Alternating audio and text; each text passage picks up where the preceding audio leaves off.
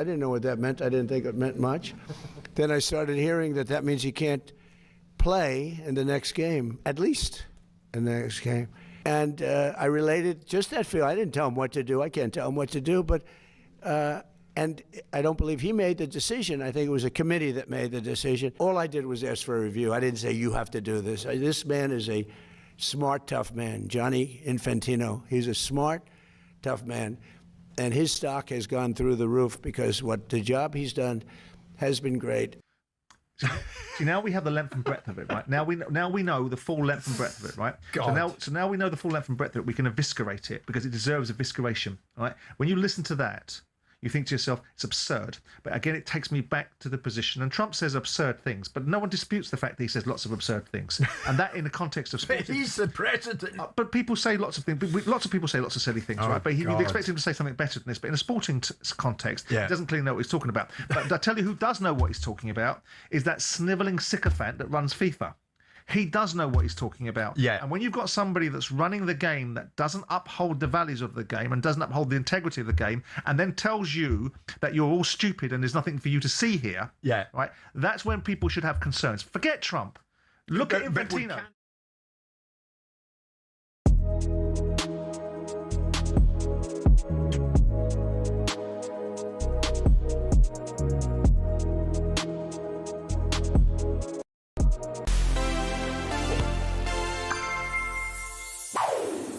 It's not often a World Cup great is known for his time on the pitch and in the dugout. Franz Beckenbauer is one of 3 men to win the tournament, both as a player and manager, and Der Kaiser's tenure with West Germany is iconic. We all know Beckenbauer as that grizzled warrior, so seeing him here, a young, fresh-faced 21-year-old, doesn't feel right, does it? 1966 was his first World Cup, when he was already building a reputation for his strong, marauding play, playing the libero or sweeper role for Bayern Munich. He had to act as a more traditional centre-back for the national team, though. West Germany fell short, losing in the final to England, but you already know that. Despite revenge over England in the quarters 4 years later, a game in which Beckenbauer was keen to get stuck in, West Germany were knocked out by Italy in the semi-finals. At 25 years old, he had a bronze medal, a silver medal, and the gold was coming. In 1974, West Germany didn't lose a single game on their way to winning their first title. And to top it all off, it was on home soil. And this was the team they beat to it, their fierce, total footballing rivals, the Netherlands, a team fronted by Johan Cruyff. Beckenbauer shocked the world when in 1977, aged just 32, he retired from international football to go and play for the New York Cosmos. The world went mad, but when you're going to go and be teammates with this guy, I mean, yeah, fair. Beckenbauer did come back to the West Germany national team, but as a manager in 1986. His task, get through the World Cup without embarrassment. But they reached the final and only lost to Argentina and their iconic captain, who, let's be honest, at the time was unstoppable. Beckenbauer returned for one final World Cup at Italia 90, where he got his revenge. West Germany beat Argentina in the final, and Beckenbauer became, at the time, only the second man after Brazil's Mario Zagallo to win the World Cup both as player and manager. So across 5 World Cups as a player and manager, he got a bronze medal, 2 silvers, and lifted the cup twice. That smile tells you everything you need to know.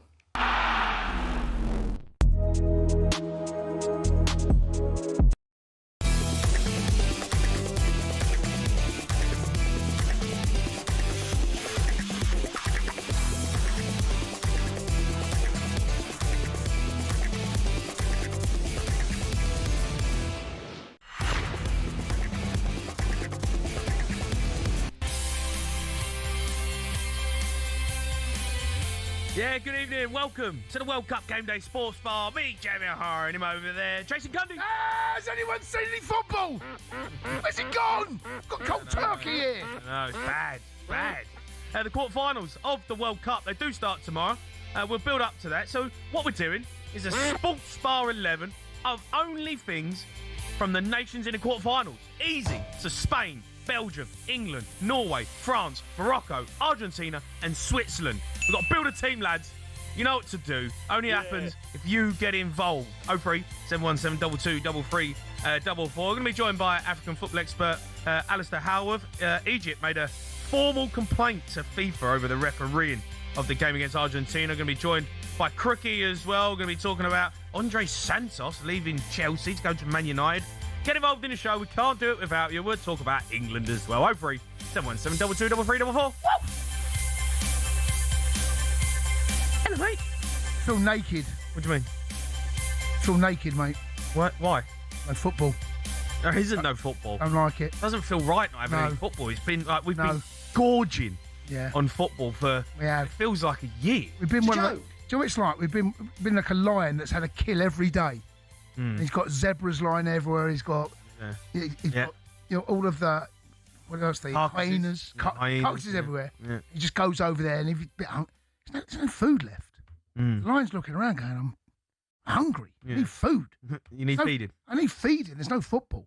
Candy. I don't know why they couldn't arrange something, have they? What do you mean arrange something? What do you want? What do you want, a pre-season friendly? No, I tell you what they should have done. They should have done all the best players got knocked out.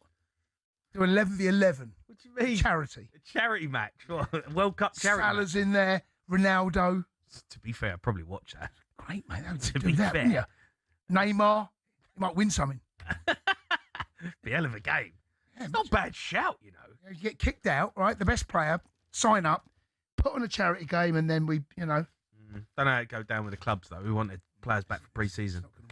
Hey, by the way, green shoots I'm seeing. Mate, they're more than green shoots. Mate, they are green shoots on the old hairline. They're coming back, mate. I told you. Cundy's back. Trust the process. Hey, Cundy's back. Trust the Up process the now. J. We thought you got scammed. Well, I did say Looking to you. good. Listen, I told you, mate. This was a marathon, not a sprint. And the little spiders are coming back. Yeah. The old hairline's looking fresh. I know. There you go. What are you Look, going to do? I don't know. The one. What are you going to do now? You're going to have a hairstyle to choose from. Penalty spot struck a bit. It takes a bit longer apparently up there. What, the old penalty Less spot? blood there. Yeah. Less blood there. I might make that up. You're making things up. No, I mate. might- Not having that. But listen, sit tight, mate. It's oh, it's a red. Oh, that's a red. is that a straight That's red a or ye- straight red, is that. it yellow? I think it's Phone's yellow. on. No, it's a yellow. Honestly. Shambles. You can tell there's no football. He's miles off it. Miles off it. Yeah, that's poor. What's the for matter me. with you? No, that's poor for me. That's a 5. No, At that time, Jason. do you know what? It's one of those when the referee comes over, you give it one of them. Yeah. Oh. Fair enough, ref. The thing is what makes me laugh, right? Whenever we do like stuff, we record stuff, whatever, you're always like, phone's on silent, phone's on silent. I do. You're like, mate, my phone's do. always on silent. I And know. my phone's never not off silent. Like, who has their phone on? Like, who has their phone on, like, ringing? Yeah. What do you mean? My phone, I don't have my phone on. Like, it's on silent 24/7. Why? Because I don't want to hear from people. I'll answer the phone when I feel like answering. How do you know someone's going to? Do you know what? That explains to me, right? So I've never known a man in my life to be on this phone as much as Jason. That's a lie. Yet when you that's a phone lie. him, he never answers. Yeah, but I see it. It comes up, idiot. Yeah. Yeah, it's saved in my phone, idiot. And I look at it and go, Yeah, and you're seeing what cats being rescued up a tree on yeah, Instagram. I'm like, nah, can't be bothered. You know, like there's certain people you have to answer the phone to. Hold on. And then there's certain people How you you can phone gonna- back. How are you going to answer the phone if it's on silent? Well, it comes up. I'll see it. It come up and it'll go, idiot. Yeah, I'll go, nah. Phone him later. Can't be bothered. Okay. Yeah, you never phone me at anything important. I'm not. Ever. I'm not sure I like that. Do you know what? I'm not alone on this. I'm not alone on this. No. You are. I don't I'm not know. alone You're on the this. only person I've ever heard say that. So your phone is constantly on silent. Yeah, it's never on. It's never on ring, ever. I'll never get like a beep beep or a. My phone will never ring. I tell you, put it on now. I'm going to phone you. What do you mean? I want to hear what it sounds like. 'Cause I think you're right. I don't think I've ever heard it. Go on, put it on. Put my phone on. Put your phone on now. Okay, how'd you turn it on? I'm phoning numbnuts. You're gonna phone me like you sat next to me. This is so stupid. No, it's not. It really is. No, it's not. Right. But is it on now? Yeah, it's on. Right. Okay. I'm going to phone you now. Right. Okay, Yeah. Ready? Okay, it's ring. Look. yeah. It's not ringing. It doesn't even ring when it's on. It says idiot. Look, idiot calling. Yeah, Jack, blocked. No, put it on. It is on. It's not. Your phone's broke. No, I don't have it No, it's on. ringing. It doesn't ring. Yes, I know it's ringing. I can see that you're ringing me. Okay. You're in front of me. Okay. Let's do this Yeah. again. Let's do this again. What do you mean? Right. I don't have a ringtone. It doesn't ring. My phone doesn't ring. No. What do you want? What do you want from me? I'm not the only person that does this. No. You're. My missus is exactly the same. Phone doesn't ring. The phone doesn't ring. It'll come up, but it just won't ring, and I'll just. Oh, I couldn't live like that. Mm. See, so you can't be got hold of instantly. Well, I can. If you're okay, what if you're having a sneezing fit? You love a sneezing fit. What does that? What's that got to do with my phone? Well, you can't hear it, and you're sneezing, and your phone's going off. But I can see it. You've just won £1 million, right? I can see it, though, Jace. So when you're sneezing, you can't. What do you mean? Mate, you love a sneezing fit. Yeah, I know. I do sneeze. Yeah. I can see my phone. You know when you're sneezing. I just don't like it on. I just don't like the noise of phones. I just don't feel like it's. Hold on, You don't need phones. Phones don't need to be on. You don't need. I used to love it. You remember when there was no mobile phones? Mate, If you wanted to get hold of someone, you had to phone the house phone. I Or can't. a house phone. Jay, I can't believe the man I know the most that sits on his phone doesn't have a ringtone. I don't. Yeah, but I'm looking at information to do with the World Cup. You're not looking at I'm information. studying. I'm researching. I know what you're looking at. I've looked over your shoulder. What am I looking at? Instagram. What Instagram? There's always a lovely big pair of eyes. You idiot. That's not true. Mate, That's not true. mate, you're so. I'm always researching No, you're good not. info. You're not researching? Here's this good info. No, you're not. Getting the latest stats. No, I know what you get the latest. I'm getting latest stats. No. So don't be knocking me. No. I don't think. Don't you think though that the phones have just ruined the world? All the people that come out. This is They have. unbelievable. Phones have ruined the This world. is unbelievable. This is unbelievable, right? Yeah. So I can't believe the man. You are the man. Honestly, the man that sits on his phone the most I've ever known. That's Ever. not true. But no, you're boring. No, hold on. I don't want to talk to you. Jay, I got to talk to you for 3 hours Jay, now. so when you leave me, you change your habits. Yeah, when I go home, I don't go on my phone. It's only when I'm in here, I'll sit and I'll watch a game and I'll have a little look. I'll get some stats, I'll get some info, I'll write some bits down. Jay, I've got to talk to you. I see you for 2 hours before we come on air. Jay, I don't need to talk to you. Jay, this is the biggest lie you've ever told. All I'm saying. You told a lot. Phones have ruined the world. Harry O just said to me, "Show me your screen time." God, I'd have to have a look. It's probably quite. Yeah, delete. Yeah. Delete. I'm telling you, I'm not alone on this. I promise you, I'm not alone. Right. There's no way people have this. You are alone. If someone phones you, what's the one? If someone phones you, you go, "Nah, I'll phone him back." Depends what. Phone him back. Who is? Depends. Who's that guy? I don't know. There's always a guy. No, I don't. There's always someone. You go, "Nah." Well, everyone. I've got quite a few actually. More than one. It's bad, isn't it? No, there's more than one. You look and you go. No. I'll call you back. That's what I say in my head. I'll call you back. Yeah, but you don't. I do. Do you? Yeah, but you always forget, don't you? You think I'll phone him back. Yeah. Well, Got to answer the phone to the missus how can you know if your phone is down? because it comes up. Yeah, but you're not looking at it. Yeah, I know, but I tell you. What do you mean it's there? My See, phone's- the thing is, you're always on your phone. No, I just So you don't need it on. You don't need a ringtone. it's there. It'll vibrate. I think it vibrates. What do you think? I'm going to go to Nathan. All right, he's a teacher. He's an Arsenal fan. All right, Nathan. How you doing, Jamie? The reason why I rang up literally about 20 seconds ago because it's the first time in about a decade of listening to sport and you guys in the evening where I actually agree with you. I'm scared. See? See?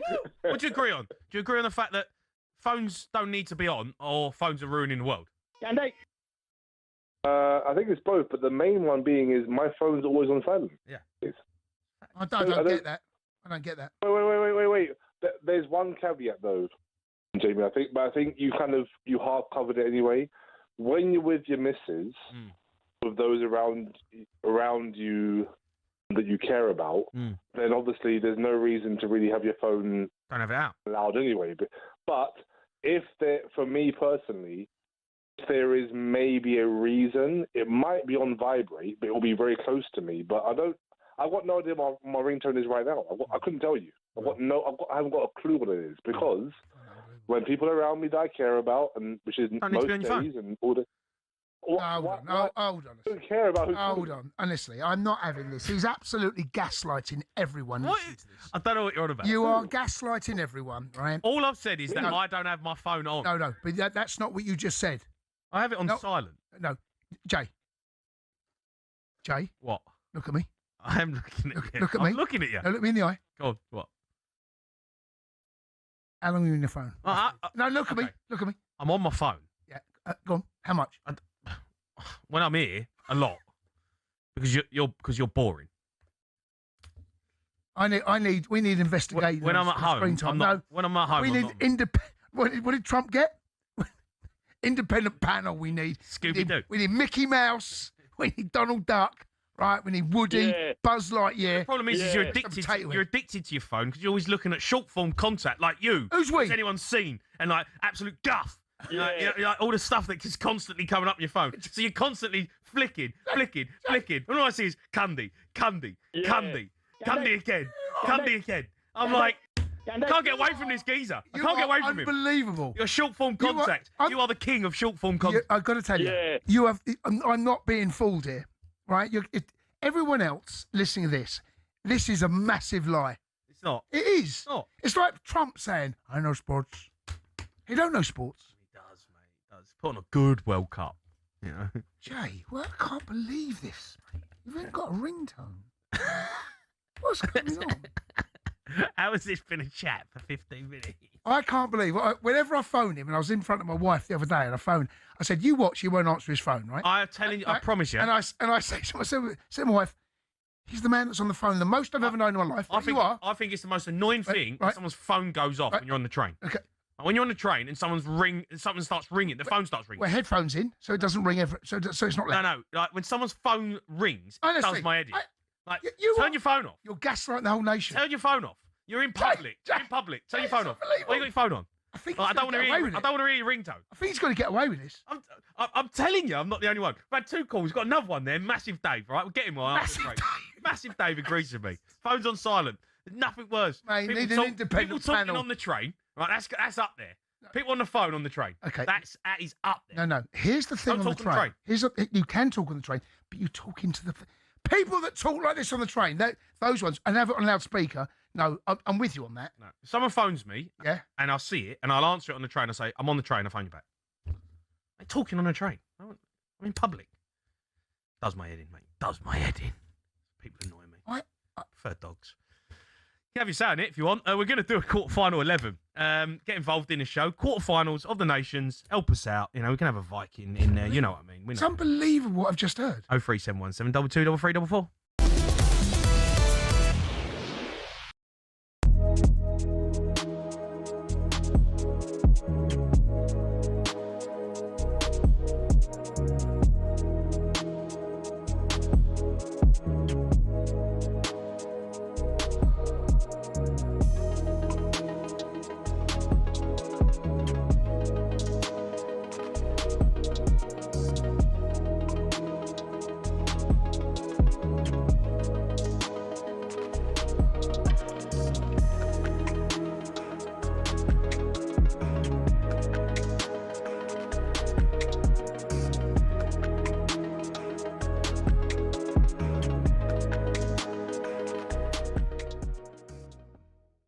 Management inside out. Tuchel might just be the 1% difference.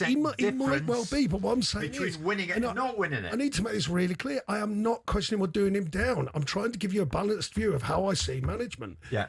He hasn't done it yet. You're only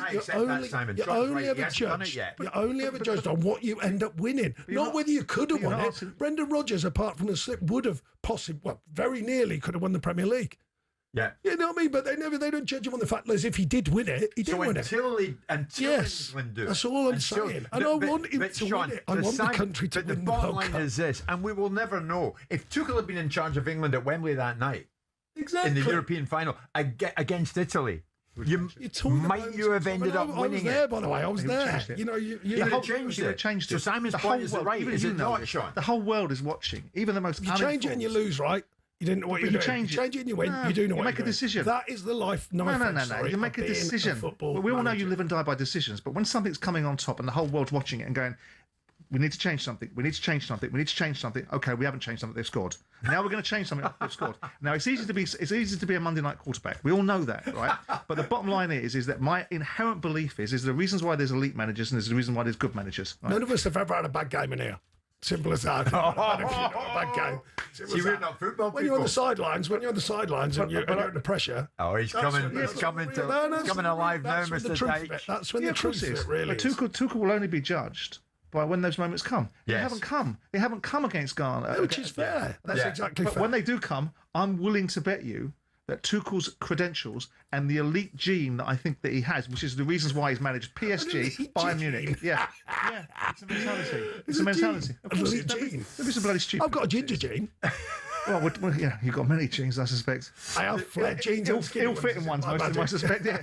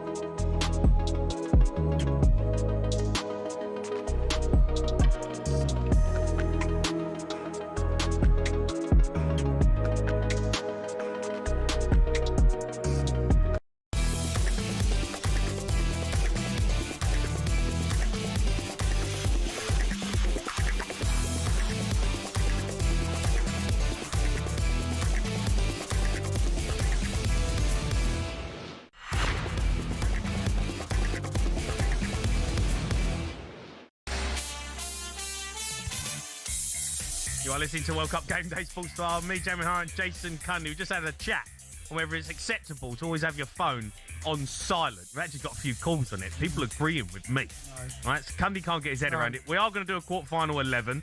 Let's go to Nathan. He's a Portsmouth fan. Nath? All right, Nath. Nath? How are we? All right, Nath. All right, Nath, you? Nath. Nath? Yeah, all good, all good. Yeah. I have to agree with Jamie here. Yeah, go on. What Is do you your phone on silent? Have you muted the phone or what? Nath? Sorry, no. I'm agreeing with Jamie. I always have my phone on Do Not Disturb. That stinks, mate. I don't have it on Do Not Disturb. I have it on silent. Do Not Disturb is like... That stinks. That's like you can't, you're uncontactable. To a degree. To a degree? What degree? You are, because you take one call, it's like your phone, and then the second one comes through, and you're like, do you answer it? Do you not? Mm. You got a partner, Nath? No. You haven't got a partner? No wonder. I was to be fair, Nath, I was in Marbella a few weeks ago on a little golf trip. And I had a night out, and I was like, I just want to go home. I want to have a proper sleep. So my phone is so I put it on Do Not Disturb. Yeah. It was on Do Not Disturb for 2 weeks. Didn't even realise. 2 weeks the phone was on Do Not Disturb. Brother's trying to call me, mate. You get used to it. Keep going to voice. Just keeps going to voicemail. Hold on. Dad's trying to get hold of me. Go to voicemail. Hold on. I'm like, what do you mean? You're not trying to call me. The phone's not going off. Hold on. I'm not fooling. It's on Do Not Disturb. You're in Marbella for 2 weeks. Exactly. No, I wasn't in Marbella for 2 weeks. I was in Marbella for a few days. When I come back, the phone was still on Do Not Disturb. I didn't even realise. Why is it on Do Not Disturb on Marbella? Well, because I wanted to sleep without my phone going off. And the old lights and all that. And it just does your head in. Why are you looking at me like that? Hey, you lot stink. See, I can... I know, I'm not having it. Do you know another thing I'm not having? Go on. Right? People that don't blue tick. Is that a thing? On WhatsApp. People Yeah. Well, so they'll see it and it'll stay grey. It stays, yeah. They don't blue tick, right? Yeah, that Very suspicious of them as well. Yeah, that's a dodgy one. Don't blue... You still have Last Seen? Is that still on WhatsApp? I've turned that one off. Have you? Yeah, well, that's the worst one. I've turned that No, off. mate. No, if your Last Seen's off... No. Hold on a minute. I've turned the last scene off. Hold on. No, you can't. So you've turned Last Scene off. No, the last scene one, mate. Right, so you're up to no good. No. So that's dodgy. No, that's dodgy. It is a bit. I'll give you that. It's a bit dodgy. But, yeah. But he has. No, Yeah, it's shocking. I know, but the thing is, if you sometimes see messages come through and you can see them come through and you see who it's from, you can start reading like the first 3 words. Yeah. Right. Yeah. And you think, nah. I think I know what you're going to say. Yeah. Right. But if they see when you're last seen, yeah, they know you've been on WhatsApp and you've blanked. And you've binned them. Right. But my way. That's the same thing as blue ticking. I know. But eventually you've got to blue tick. You can't blue tick. If you blue tick, you can't ignore them. Well, you can. I do it all the time. I know, but you're rude. Yeah, Last scene's dodgy, mate. No, last scene. No, last scene's dodgy. Get rid of last scene. You know, everyone knows, No. right? Last scene, No. right? If you're out and about, No. you said to the missus, "No, I've gone to bed, babe. I've had a night out with the boys. No. I'm on holiday. No, I didn't go out tonight." And then she sees your last scene at 5 a.m. Last scene. And there's no getting away from that. Get rid of last scene. There's no getting away from that. Straight red. No. Independent panel. You're gone. Last red. That incriminates all sorts. Yeah. She's like, "What? Yeah, hold on. What were you doing up at 5 a.m.? Yeah. He was online. Didn't message me back. Yeah, see, We've all been there, mate. I'm not, We've all been there. But the blue tick one, if you blue tick, fine. People that you know you're honest. If you don't blue tick and you hide for, right, you lot can do one. Not having that. Let's go to Massive Dave. All right, Dave. Massive Dave. Hey all, how's it going? All right, Dave. How are you? Yeah, not too bad. I have to agree with you, mate. Phone's on silent. Gee, honestly, I can't believe this is a thing. It's a thing. No, it really is. It really is. It really is. It's just annoying, isn't it? Why I did it? The reason why I did it as well. I used to date someone that would call me as soon as I'd finished work, ask me how my day was constantly. Oh, that's nice. And I was like, I had enough of this. What do you mean you've had enough of that? It's a lovely thing. What do you mean? No, every day. How was your day? What did you do? No, it was too much. Do you know how nice that is? That a woman takes interest in phoning you after work to ask how your day was. Yeah. The same thing every day. There's nothing new. I'm guessing you're not still with her. No, definitely not. Well, then you can turn your phone back on then. No, definitely not. I don't want to see the calls. I'm bad. I'm really bad with it. Even when, let's say the school calls me for the kids, I ignore that. What do you mean? What your own? Not your You've got own. to answer that phone call, mate. What, your own kids? You've got to answer that one. No, I'm not having you. If the school phones, you've got to pick it up. There's no getting away from it. If the school phones, you have to answer. School, the missus, Cundy, my dad, your agent. My agent, I pie, to be fair. I pie him a lot. They're probably maybe my brother. After that, I ain't answering. Right, do you know what? From now on, when I call you, I'm going to be thinking that little. That's what I'll be thinking. Screening you. Yeah. Dave, listen, mate. Thanks for your call. You can't ignore the school. No, the school you have to answer. The school you have to answer. Definitely. Accountant, he gets pied. Agent, pied. Anything, taxman, pied. Cundy, pied. Cundy. Joe Amphlett, pied. Emily, pied. Imo, pied. You don't do Sky, pied. You don't. I don't answer the phone. I look at it and go. To be fair, you are terrible. Every time I phone, now it makes sense. How have I known you 5 years? How on earth have I just found this out?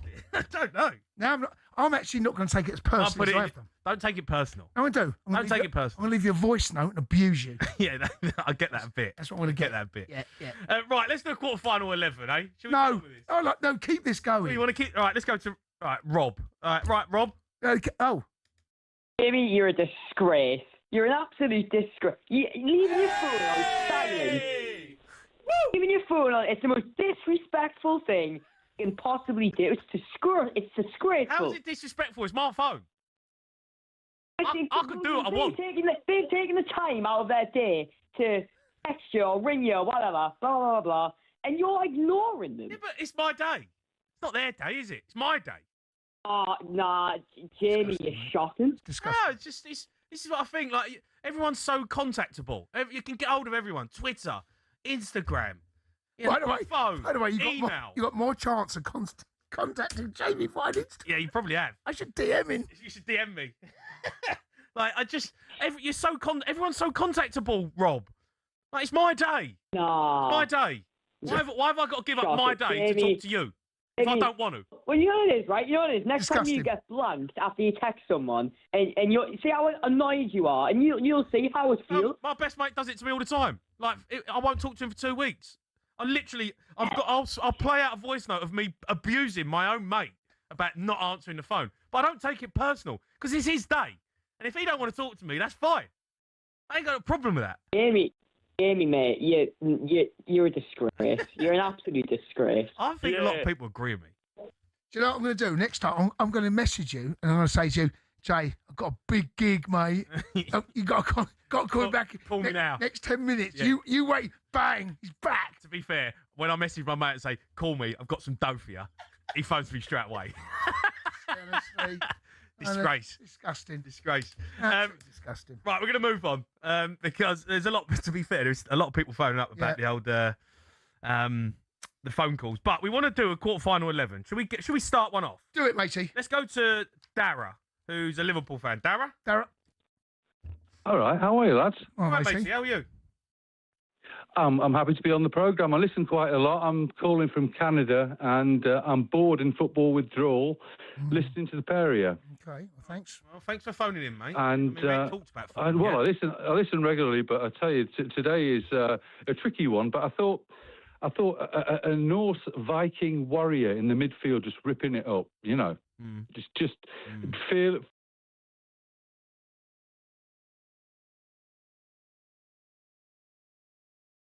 Whole lot, you know.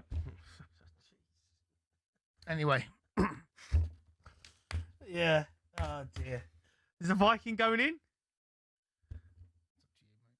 We putting the Viking in. Here we go. Let's start the quarter-final 11.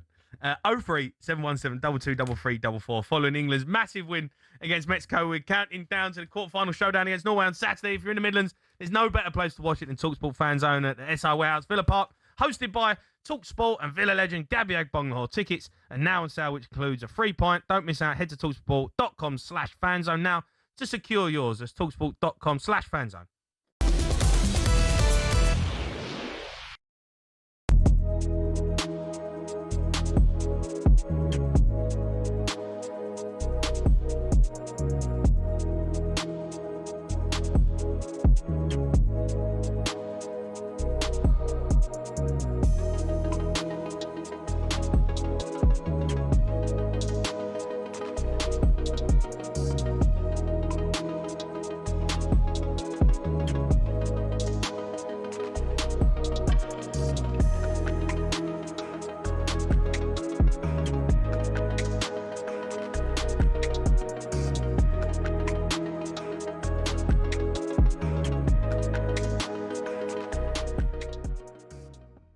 I can't believe they're moaning about losing. No, you're right. They're moaning about the decisions, and I've seen all the interviews after the game.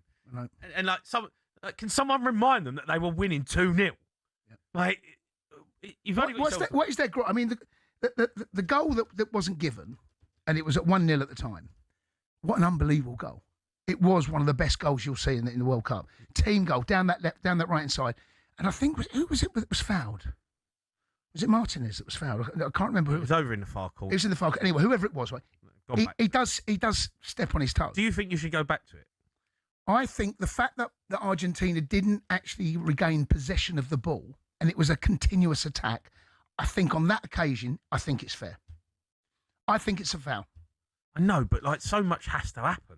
Yeah, but Argentina... so much has to happen. He skipped past 3 Argentina players. Like nutmegged one of them. And you kind of look at it and go, hold on a minute, right? All right, that is a foul over in the corner. But he's run the length of the pitch, skipped past 3 Argentina players who can't make a tackle. And then they put one across the box and they score. And you go, hold on a minute, you've had 3 opportunities to win the ball back. Yeah, they have. It was poor. So how much advantage do you want? Well, there's no law. Maybe if you skip 1 tackle. He's run the length of the pitch. Yeah, come on.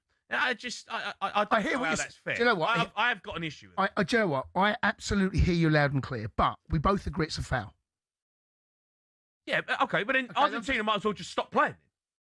Yeah, well, you can't because the foul's not given. I know, but if they believe it's a foul and the VAR are going to go all the way back to it, Argentina might as well just stop and go, I don't know. Can't score, it don't matter because it's going to go back. He's gone past 3 players. Unbelievable run. That's one of the best goals that's never going to stand in the World Cup. Can't think of any more.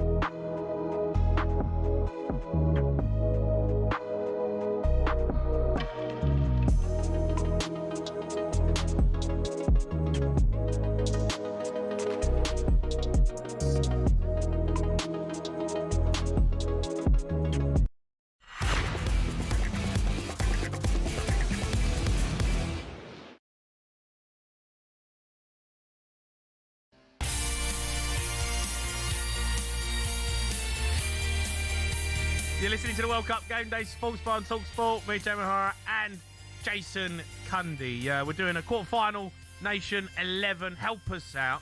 But England defender Dan Burn sat down with talkSPORT Faker Others earlier today, reflected on England's 3-2 win over Mexico earlier in the week. I think obviously, like as a neutral watching the game, it had everything that you want, but we had lots of things that we wanted to do in the game that we didn't do probably as well enough as we would have liked. Now, what the good thing is that I think throughout the tournament we've shown we can win in lots of different ways, and I said we've spoke about this brotherhood where I think like sometimes it can just be words, and unless you physically see it, that's all it is words. But I feel like you've seen that over the last few weeks, like how the love that we've got for each other. But I think there is a little bit of we're now that's like we do want to put in a complete performance. We know how good we can be and what we see every single day in training and like how high the level is, but I don't really think that we've probably put that full performance in a game, and I want to do that in the World Cup. Like I want people to see how good we are and what I see every day from the lines of training. So yeah, I fully agree with what the manager said, and I think if you ask any of the lads, they'd say the same thing.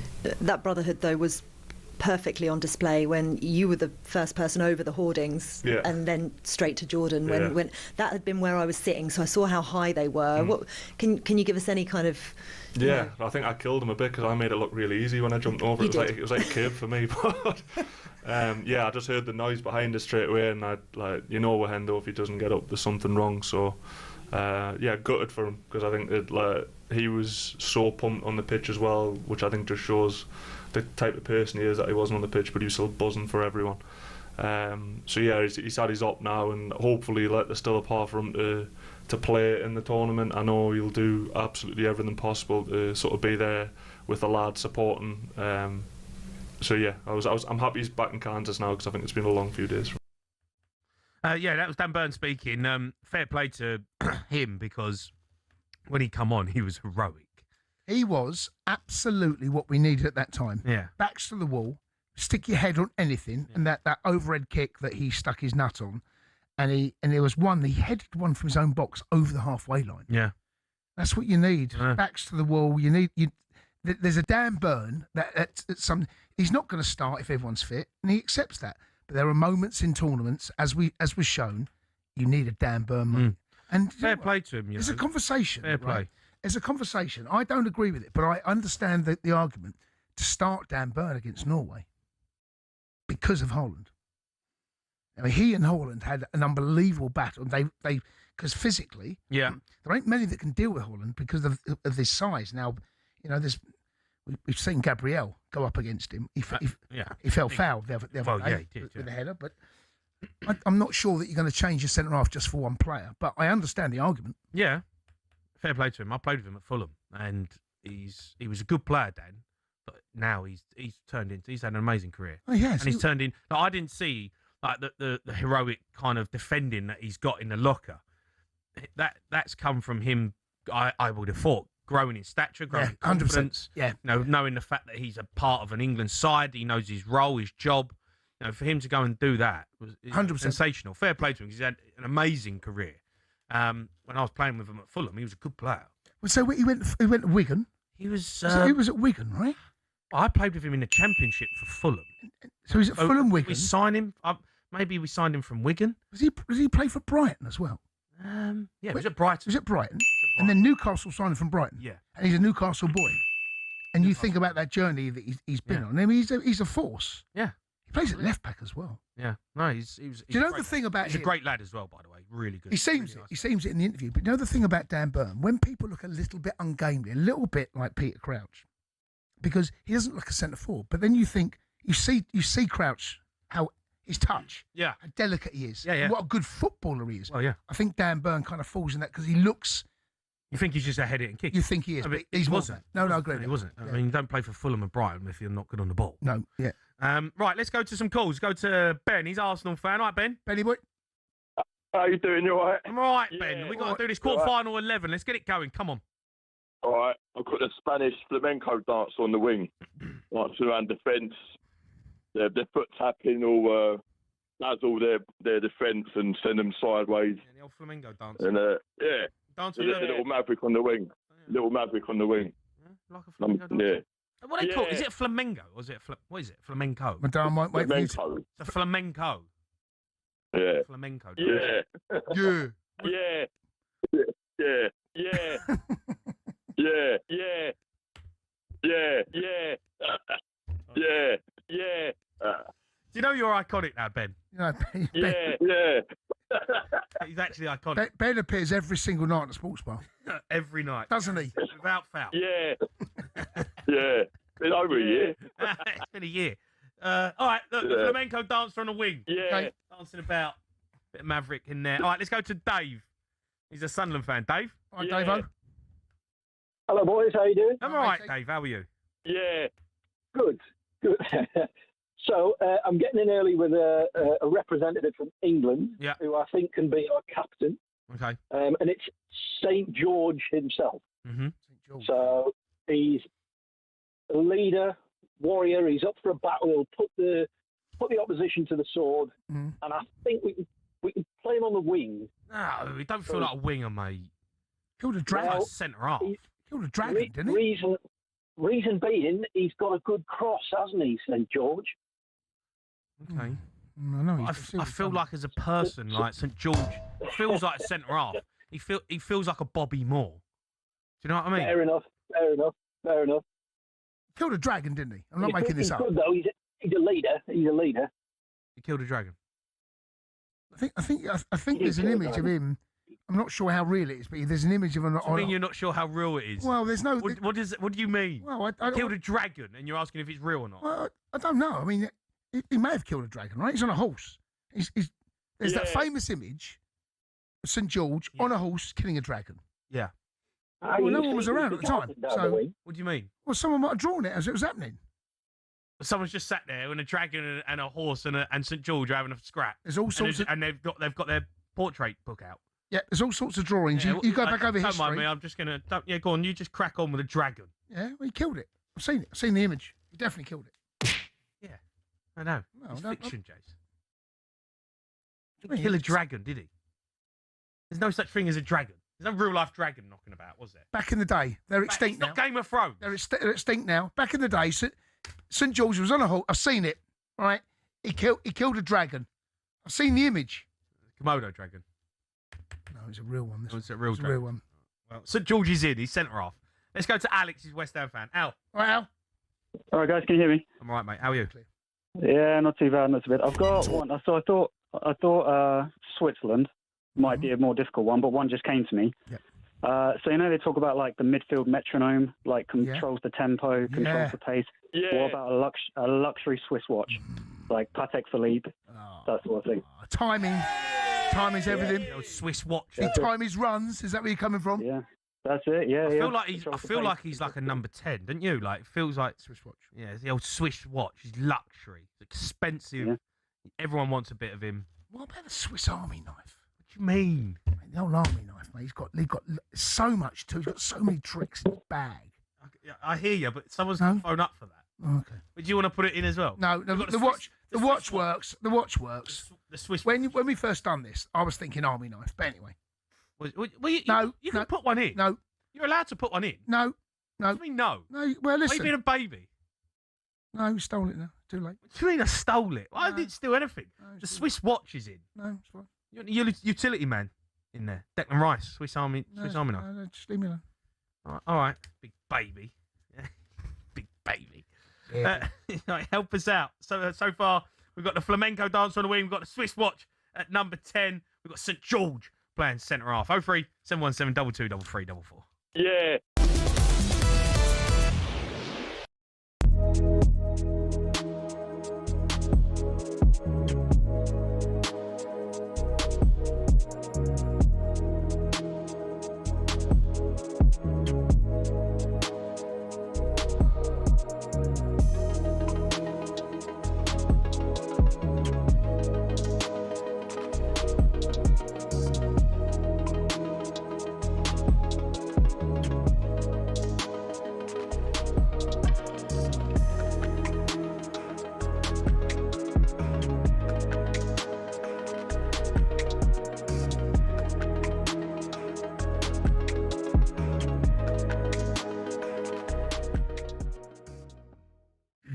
Egyptians afterwards were shouting "fix." No. Not for me. I was confused, me, all the outrage. Yeah. I don't think it was 2 fouls that they're saying weren't given. I don't think they were fouls. No, I didn't. McAllister on the edge, and then the Salah one, I didn't think they were both fouls. I feel like the Sandro Martinez, there was 2 fouls. There was a shirt pull, but it was more for me. If you look at it closely, it gets caught on his right, like sort of Achilles. Yeah. So there was like 2 fouls on Sandro Martinez. From a footballing perspective, you didn't want that Egyptian goal to be ruled out because it was brilliant. But I saw why it was. I thought the McAllister, contact was fleeting with the Egyptian inside the box. Was nowhere near the ball either. Salah either. And Salah was like that. Salah was looking for it. Exactly. Don't blame him, but I thought he was looking for it. And Egypt should look at themselves. They're 2-0 up. Yeah. They're 11 or 12 minutes away. Well, a bit more than that with added time. They had an unbelievable opportunity. Yeah.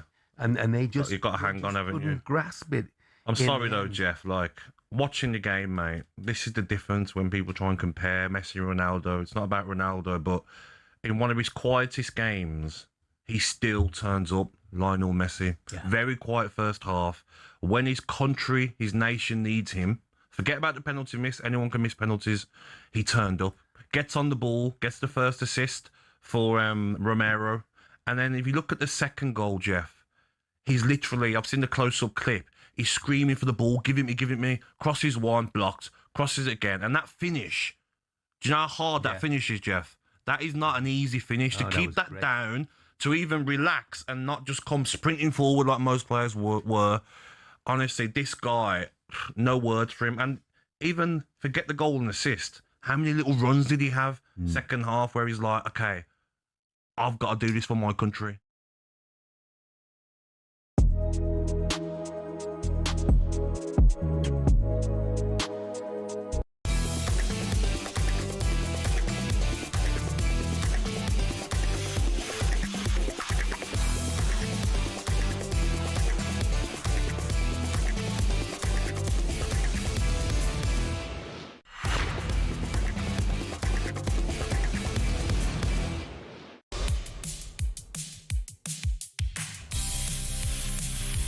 You are listening to World Cup Game Day Sports Bar on talkSPORT. Me, Jamie O'Hara and Jason Cundy. We are doing a quarter-final 11.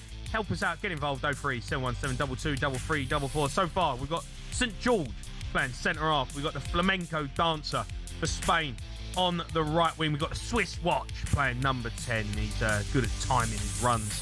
Luxury player. Let's go to Ben. He's a Man United fan. All right, Ben? Ready, boy? How we doing? Right, Ben. How are you? I'm good, mate. I'm good. Good. I've got a CDM for you, lads. Coming in. Number 6, the Moroccan Camel. Oh, yeah. He's a good player, mate. Carries the water, carries the team on his back. He's very... Forget N'Golo Kante. Give me the Moroccan Camel, mate. The Moroccan Camel's right, mate. They're quick as well, you know. They move. They can shift. Quick, they mate. can shift. Stop as well. They don't stop. Yeah. All over the park, mate. Yeah, they are, to be fair.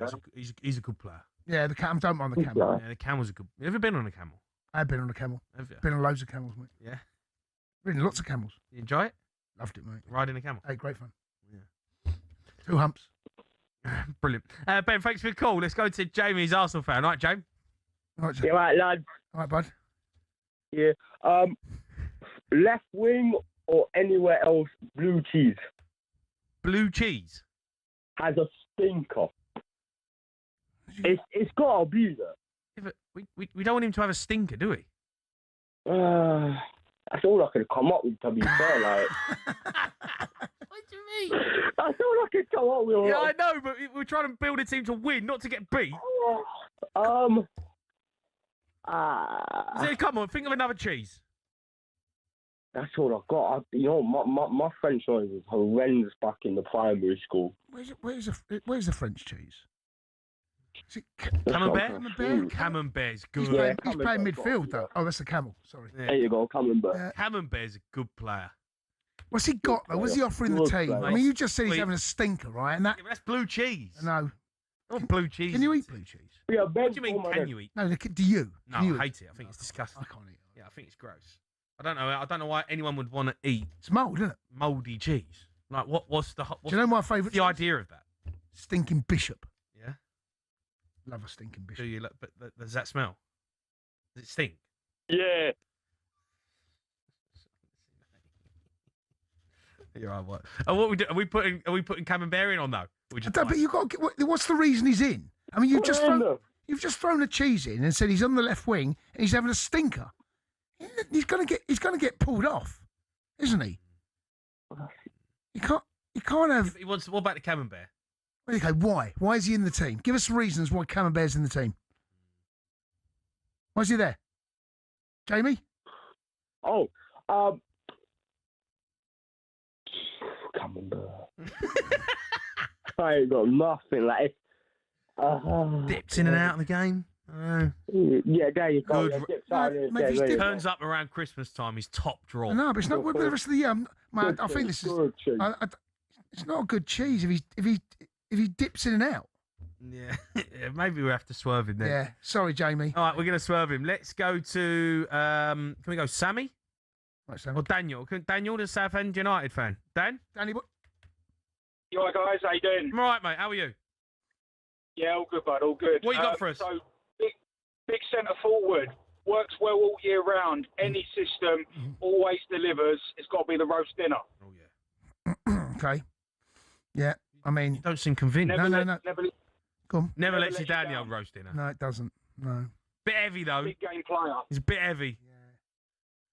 Don't know. He's a bit heavy, isn't he?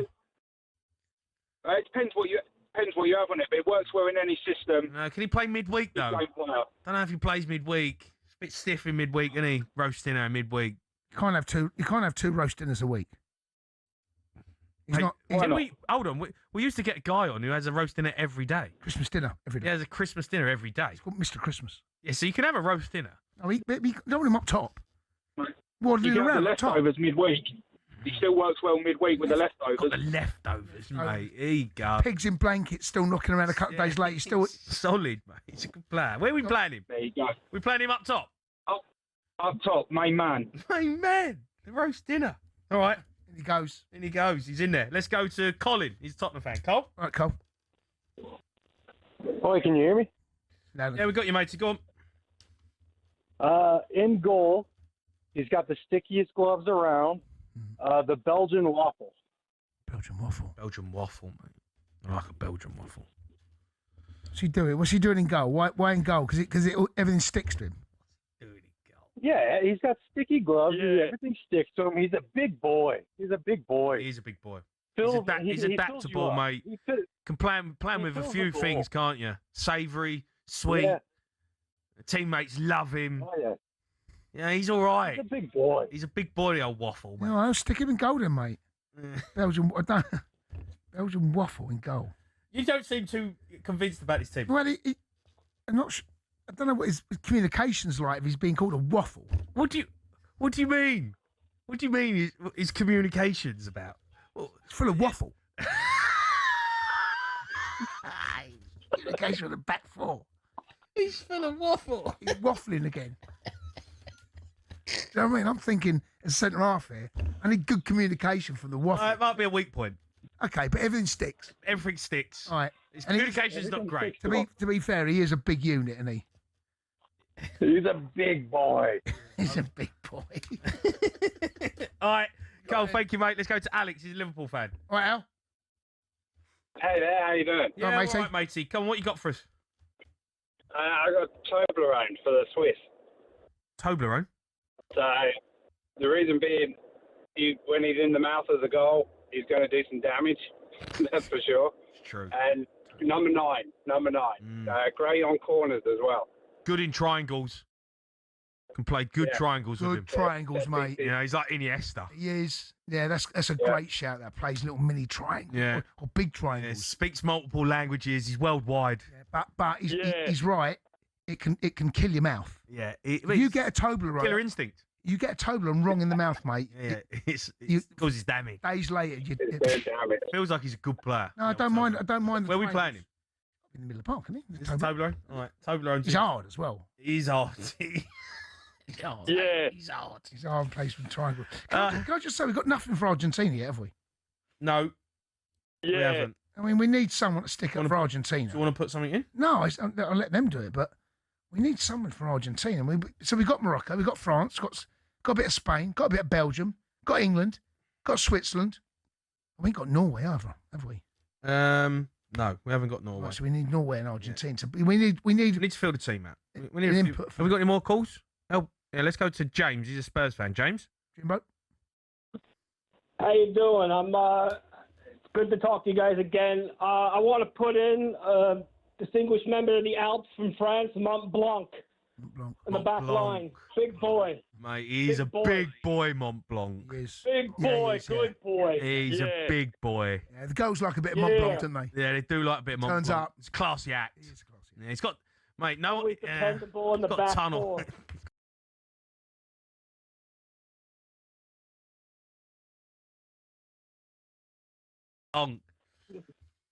Yeah, all right, Mont Blanc. Yeah, Mont Blanc's in. Mont Blanc is in. Right, listen, we need some representation here from Argentina, mate. I don't want our South American friends think we're just ignoring them because it's European and heavy. I mean, to be fair, so's the World Cup. But Morocco are in there with the old camel. The camel's in there. Yeah. We need something from Argentina. Yeah, is that what you're saying? I just want someone to stick up for Argentina. Should we break? One more. All right, one more. Let's go to Michael. Get Michael up. Mikey? Mike? Can we get Mike up? Mike, what you got for us? Right. Don't need to do the managers. If not, bang in the middle. British cup of tea. Can't go wrong. British cup of tea. British, though.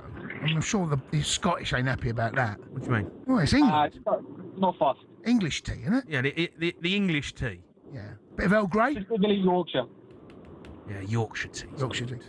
Feel like he's a fullback. I know what you mean. Do you know what I mean? It feels like a fullback. Yeah. Feels like Gary Neville. Cup of tea. Gary Neville's a cup. What was he the other day? It was Imodium. He was Imodium. I think he's been a roast dinner as well, to be fair. I think he has been. There was a roast dinner, Imodium. There was a bit of cup of Earl Grey. Baby. Yeah, the English cup of tea's got to go in. All right. 100%. He's in at right back. English cup of tea. All right, help us out. Keep it going. We've got a few more. 03 717 22 3344. What a big baby.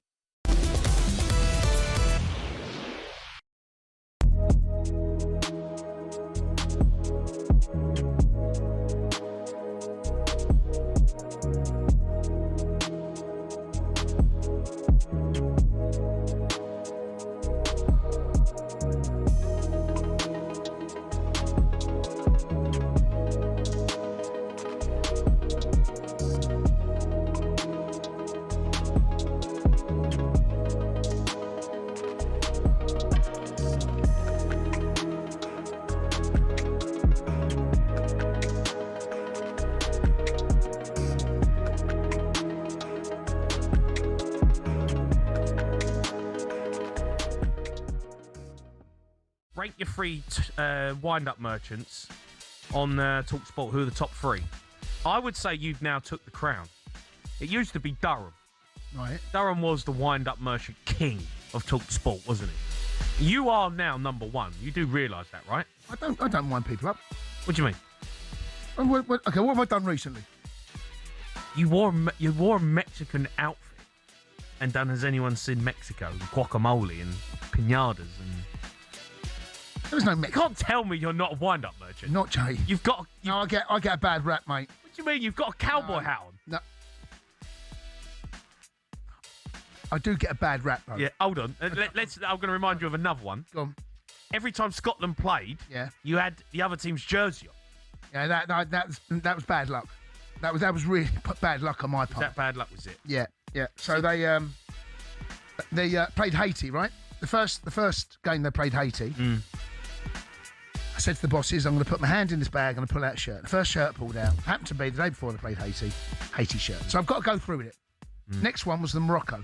Well, I told you, mate, I spilled tea all over my coffee or whatever it was. So you don't think you're a wind-up merchant? No, I'm just unlucky. What about the Ange mask? What about it? Well, I'm just giving you examples of you winding people up. Well, how's wearing an Ange mask winding people up? Who's getting wound up with that? Some of those are bad luck. Some of those I've had some cruel luck, mate. That coffee incident, mate. What can I do? Yeah. And now the Brazil shirt. What do you want me to do? I had to wear something. Can't come in here naked. The only shirt I could find was Brazil.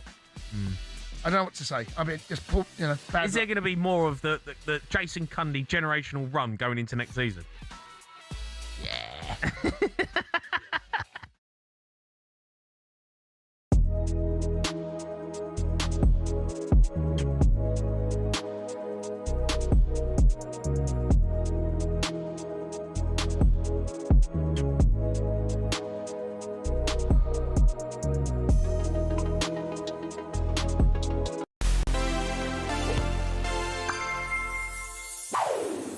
We've seen some incredible goalkeepers grace the world stage. Banks, Zoff, Buffon, Neuer. So why is Lev Yashin from the Soviet Union considered the greatest of them all? Say Yashin to a teenager these days and they'll probably look like this. After all, he played decades ago for a country that doesn't exist anymore. He never even played in a World Cup final, yet he still, more often than not, comes out on the top of ranking lists. In 1958, the Soviet Union lost 2-0 to Brazil in the group stage, but without a 28-year-old Yashin who'd stopped a rampant Pelé from scoring, the scoreline would have been embarrassing. He was key again in a draw against England, which helped the Soviets into the knockouts. They would eventually lose to the host Sweden, but many considered Yashin to be the reason they got as far as they did. He was revered at home, and his club form was out of this world. In the 4 seasons between 58 and 62, he hit a 1-in-2 clean sheet ratio almost every season. That is insane. By comparison, in the 4 years to 1966, Gordon Banks was closer to 1-in-4. All of that made his dramatic flop in 62 that much more shocking. He conceded 4 in a group game to Colombia, including the only World Cup goal ever conceded directly from a corner. They were knocked out by Chile, and so shocked was Chile's winning goal scorer, Eladio Rojas, that he hugged Yashin in celebration. Back home, Yashin was blamed for everything. He was the scapegoat. After bricks through his window and messages left on his car, he considered packing it in. But he kept going. And in 66, the return to form of the man they called the Black Spider was lauded. After his team finished 4th, Yashin was given the Order of Lenin, the Soviet Union's highest civilian honour. All of that is why today, the best keeper in the world gets the Yashin Award. That's right. These modern-day greats stand on the shoulders of that Soviet giant.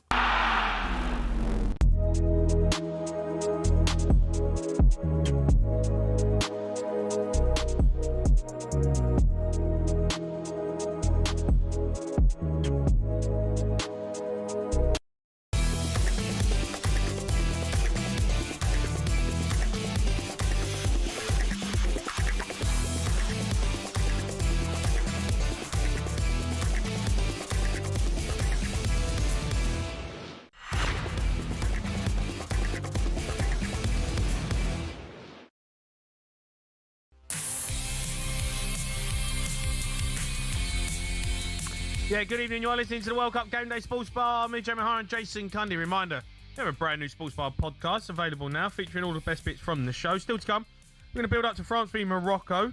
We'll be getting tomorrow's back pages, Jack Cunningham. We're also going to finish off our quarter-final Nation 11. So far in the team, we've got the Belgian Waffle, English Cup of Tea, St George, Mont Blanc, Moroccan Camel, a Toblerone, the Flamenco Dancer, Swiss Watch, and Roast Dinner. We need 2 more players. We're going to wait for Joel Bayer. He's coming on as well to have a chat. Let's go to Ben. He's Aston Villa fan. All right, Ben? Benny boy. Guys, hi there. So I've got a player that I think is sort of perfectly suited sort of for the number 10 role, sort of pure flair. Okay. What is it? Okay, so they're good on their feet and sort of stylish and a little bit sexy. And it's the Argentinian tango. Bit of tango. You do the tango, Ben? No, I don't. Is that Argentinian, the old tango? I don't know. I think so. What do you mean you think so? I don't know whether it is. Is it? It's got to be 100%. The power of Google told me that. The power of Google. So you Google. So okay. Well, listen. If Sorry, Google... guys. No. Yeah. It's fine. No, I'm up for it. If you can give us 100% correct, I'm happy to put him in. Hold on. Is it definitely? Is the tango Argentinian? Oh no! Apparently, it originated between Argentina and Uruguay. Well, okay, Latin America. I mean, if it's got roots, because if like a dual nationality, the number 10 the role. Tango's chosen to play. Oh, we need a winger, Ben. I'm happy for him to go on the wing. I don't mind the Tango on the wing. Yeah, a bit of Don't mind flair. that at all. Yeah, no, that sounds good. Bit of flair. Yeah. Quick I'll feet. go with Quick that. feet. Yeah. All right. Look, listen. He's in there, matey. I'm happy with Cheers, that. guys. Top man, Ben. Thank you. Cheers, buddy boy. Let's go to George. He's a Spurs fan. George. Georgie boy. Hello there, you alright? All right, Georgie. Yeah, good. Big fan. Kind of the new hairline's looking lovely. It's coming on, mate. It's coming on slowly but surely. It is. It's blending in, one colour. Yeah, it's starting to look good, mate. I have to say. Go on then. What you got? Come on. We need to finish this team off. We need a left back. Left winger, a very calm and composed, smoked salmon. Is it Norwegian? Yeah, Norway. From Norway. Catch there. Do you know what, mate? Calm, composed. The old salmon. Silky. They're very slimy. Yeah. Slimy? What? Slimy? Glide. Slippery. Well, Yeah, they glide. slippery. They're Slippery a customer. fish. Glide. It leaks Yeah, like a glide down the wing salmon like a back fish. post. I mean, that is Holland, isn't it? Yeah, I mean, back Yeah. post header, salmon, bosh. It'll be so fast. I'm happy with a salmon. Where's he playing though? The salmon. Well, I will need a be left so back. fast. I need a left back though. That's the thing. I need a left back. Someone to keep up. Maybe an eel. Who's got an eel? An eel? Neil. Why's an eel? Where's the eel from? George, I'll tell you what I'm going to do. I'm going to park it because I've got Joel Bayer, who's coming on now to have a chat about the World Cup. Right, Joel? Joel, how you doing, bud? Joel? I'm good. How's it going, Cundy? What's going on there? You good, everyone? Yeah, good, Yeah, mate. we're good, Can mate. you hear me? Yeah, we've got you a bit. Oh, my gosh. You've got a bit of a delay, have you? It's a bit of a Yeah. shambles. Yeah, a little bit of a delay. I'm so far up the hills, Jamie. That's what it is. I'm so far up Beverly Hills, I can't hear you properly. So far up who? What did you say? So far up Beverly Hills, I can't hear you properly. Joel, we'll get you back, mate. We'll sort your line out and come back to you because that's going to be a bit of a disaster trying to talk to someone in LA. You ever been up Beverly Hills? Yeah, I have actually. Yeah, it's lovely. It's good fun. Yeah, Enjoy it's lovely. Beverly Hills Hotel. It's beautiful. Okay. Yeah. Have you ever been to LA? No. Oh, it's good up. No. No. Anyway, Joel looks like he's struggling. We'll see what we get. We'll sort him out. Right. Can we finish this team off so we can move on from the, in the first hour of this show, we talked about your phone being on silent and we've done a quarter-final guff 11. All right? Let's go to Matt. He's a Man City fan. Matty boy. How you doing, boys? I'm all right, Matty. How are you? I'm very well, thank you. I've got a centre-back for you. The Airport Pint never fails to deliver. Always a solid 9 out of 10. No nonsense as well. Where's the pint from? Yeah, pint's got to be... The Airport Pint. Yeah, but the Airport Pint, it's a quarter-final 11 of the teams left in it. The Airport Pint can be anywhere. Well, it's a British thing, isn't it, though? Or an English know if thing. it is, Foreigners don't do airport. Do you think Argentinians sit there and have an Airport Pint at 4 a.m? No, not at 4 a.m, I mate. don't know. I don't know whether they do. Is it really? Is that a British culture? You can't say British, mate, because it's got to be English. Right, was it Scotland? Scotland. We can't. Is it an take this English team. culture thing? Sitting? Is it only England that do that? I don't believe that's true. I don't believe that's true. Okay, do you think the Italians, when they get to an airport, first thing they do is have a pint of Moretti? I'd like to think they would. Yeah. And they're having a coffee, mate. You know what they're like. Do you reckon? They're I don't know. I'd love to know if you're a European or you're from wherever. I'd love to think that they would sit there and have a pint. Is that just an English thing? Well, not at 4 in the morning. No, the Italians ain't had a pint at 4 in the morning, mate. I don't think they are. What, Rome Airport? You pull into Rome Airport, go straight into the bar, and they're sitting there drinking Guinness. A Peroni. Yeah. And I'm all over it, personally. No, it's because you're English. Of course you are. I know that. I know that for a fact. I've been away on holiday with you. You was in there with Razor Ruddock before I could even get through security. It's ridiculous. I know. I mean, I don't think the pint can go in. no, it's a bit generic. Yeah, I feel He's like not nailed it down, has he? we need. What do we need? something. What are we looking for? We need a left back, mate. All right. I need to finish this team off. All right. Let's go to Mark. He's a Spurs fan. Mark. Marky Mark. How you doing? All right? All All right, mate. How are you? Yeah, I'm all right. Right. I've got a player for Argentinian. A can of Argentinian corned beef. Impossible to get round. And if you remember the old days of the old Frey Bentos, you had to unlock it with a key. Impossible to unlock. You wouldn't get into it. It's a great You need to play centre of midfield or in defence. No, we need a left back. I think you can play left back, mate. Corned beef left back. You play left back, you won't get around him. Frey Bentos, corned beef. Mate, I'm all over it. Argentinian corned beef. The Argentinian corned beef's a great show. They are known for their beef, right? By the way, corned beef's disgusting. What do you mean? It's disgusting. You don't like corned beef? Nah. Corned beef sandwich? No. No, you can stick that where the sun don't Oh, nice bit of fresh baguette. No. Oh, no. Come on, mate. Loads of nice. Bit of brown sauce on it as well. Yeah, corned beef. Mate, corned beef's all right. Don't be knocking corned beef. I don't think that is, that's all right. I don't think corned beef is all right, actually. I like a bit of corned beef with a nice bit of fresh bread, loads of butter, corned beef on top. I'm not saying it. No. Bit of salt and pepper. No. Go on, keep going. I'm not having this. Come on, corned beef is bit of English mustard. Tiny bit of sprinkle, bit of cheddar cheese on it as well. How big is this? You won't be able to stick it in your mouth. It's a sandwich. No, you just had a baguette a minute ago. Come on. No, I'm not even Don't be knocking. Listen, I don't mind corned. What about spam? What are you on about? Spam comes in the same tin, doesn't it? Mate, you can't have any meat from a tin. You got to have a good look at yourself.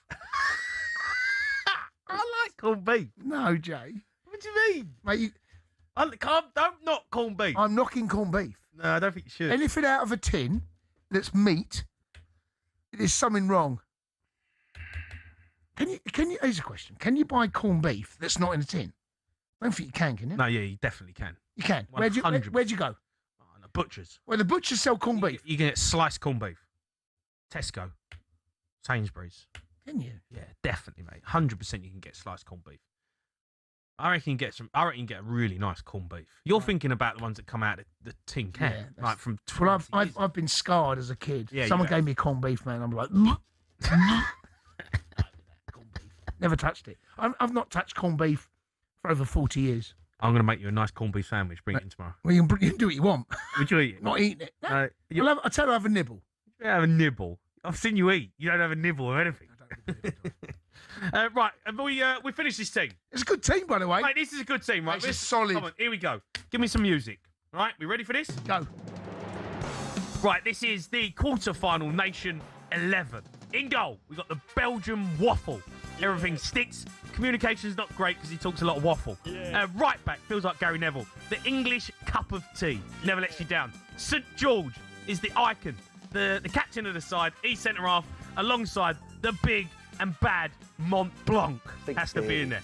The Argentinian corned beef at left back. Impossible to unlock. In midfield, we've got the Moroccan camel. He's quick, he's versatile, and he's a water carrier. Alongside the Toblerone. He's hard, good in triangles, and he's got killer instincts. On the right wing, we've got the flamenco dancer from Spain. He's got all sorts in the locker. On the left, we've got the tango from Argentina. Quick feet, he's a dazzler. Number 10, the Swiss watch. Luxury, full of running, and his timing's good. Always got time on the ball. Always got time on the ball. Yeah. Swiss watch goes in there. Luxury. And up front, he's heavy. He's good all year round. He never lets you down. It's the roast dinner. Bosh. That's your quarter-final World Cup 11. Let's move on from this guff. 03717 22 33 44. We're going to turn our attention to a bit of England.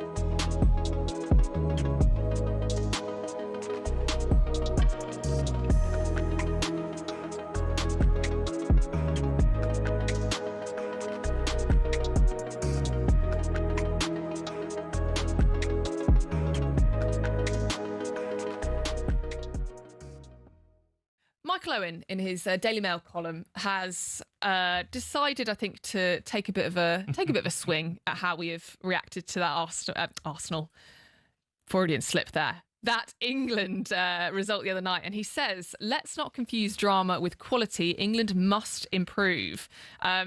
He's basically dismissed the calls that it was brave. He says, I think we mistake what bravery in football is. We are celebrating players throwing themselves in front of shots as if they have gone to war. And he offers his own interpretation of bravery, which is real bravery is wanting the ball when 80,000 people are willing you to make a mistake. It's showing for possession when everyone else is hiding.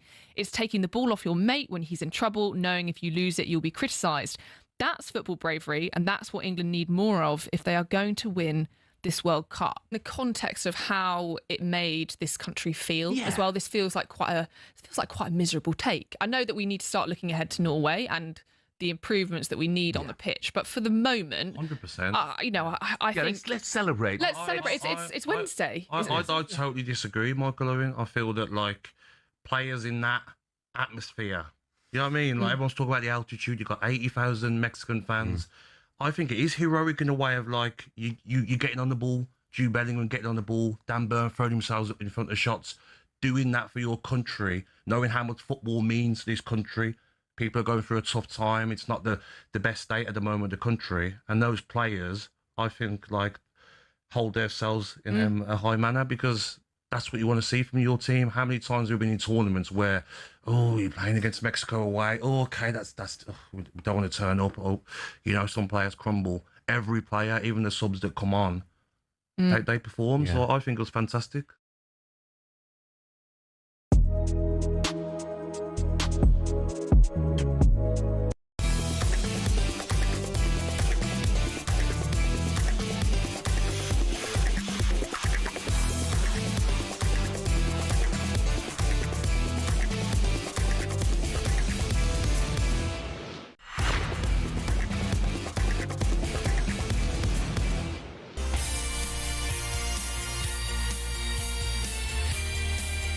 You are listening to the World Cup Game Day Sports Bar on talkSPORT. Me, Jamie O'Hara, and Jason Cundy. Earlier today, Morgan Rogers' press conference, he was asked a question, quite a familiar face, about who actually is the fastest player in the England squad. Okay, before we go there, we've just got a trainee reporter called Jed Spence over here. Alright, Morgan. Hello, mate. There's been a lot of speculation about, in the recent weeks, who's the fastest in the squad. Is it true Jed Spence is the fastest in the squad? Let's just say I wouldn't bet against you in a race. But there's a couple saying that they might have you. Anthony Gordon being one of them. So I'd like to see that race. We'll see who wins. But yeah, I wouldn't bet against you. It's nice to see them all having a bit of a laugh, actually, isn't it? You know what? The thing that really showed me, I've seen it, like you probably have dozens of times, is where John Stones has pretended he's got his shoulder injury. Yeah, so you've got Declan Rice saying, Gaffer. And then they zoom in to Tuchel. If you've not seen it, go on social media, have a look at this.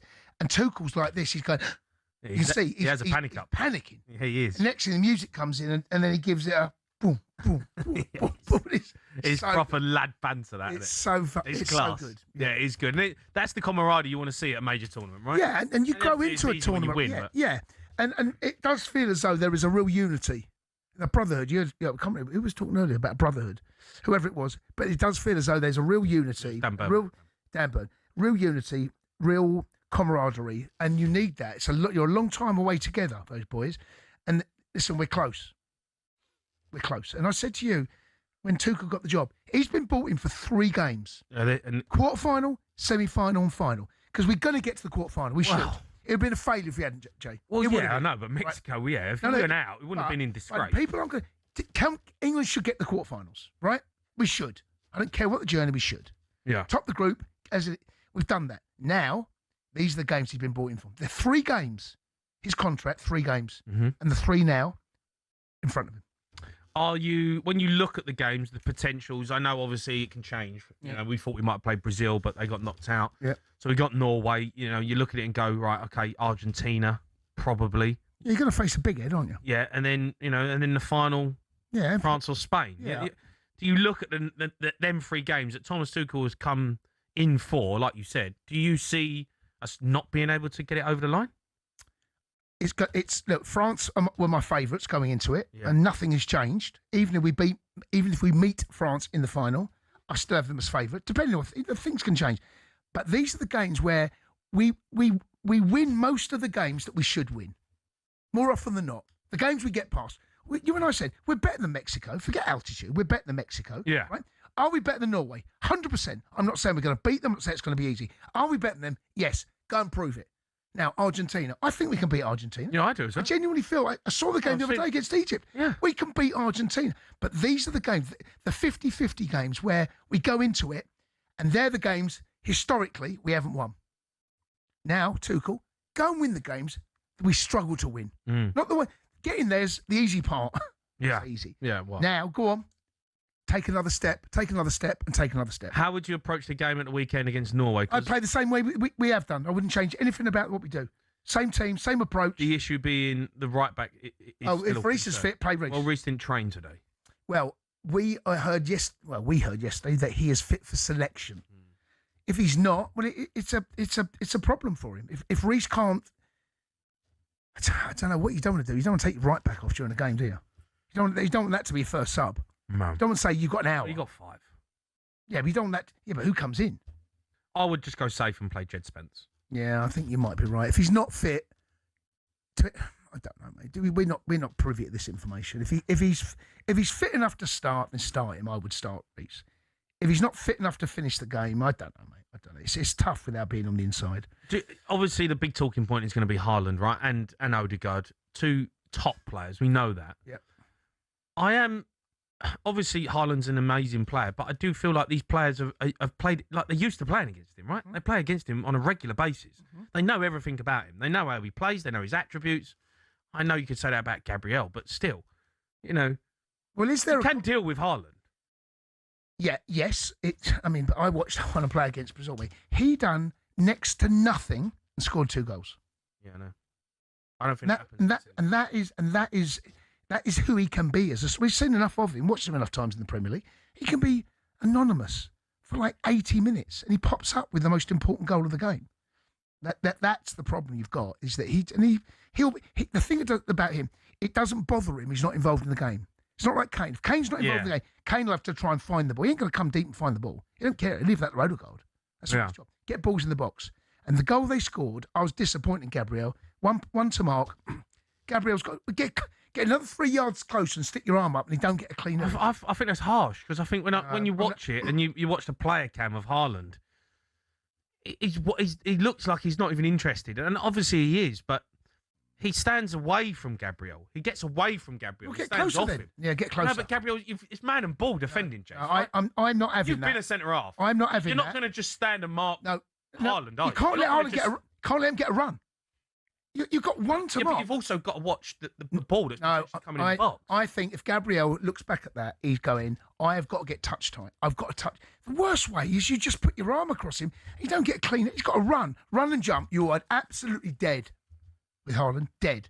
And that's the conversation that someone had earlier. I don't agree with it, but can you play Dan Burn, Mark Gahey, 2 centre-halves, and then put Concert right back? Maybe.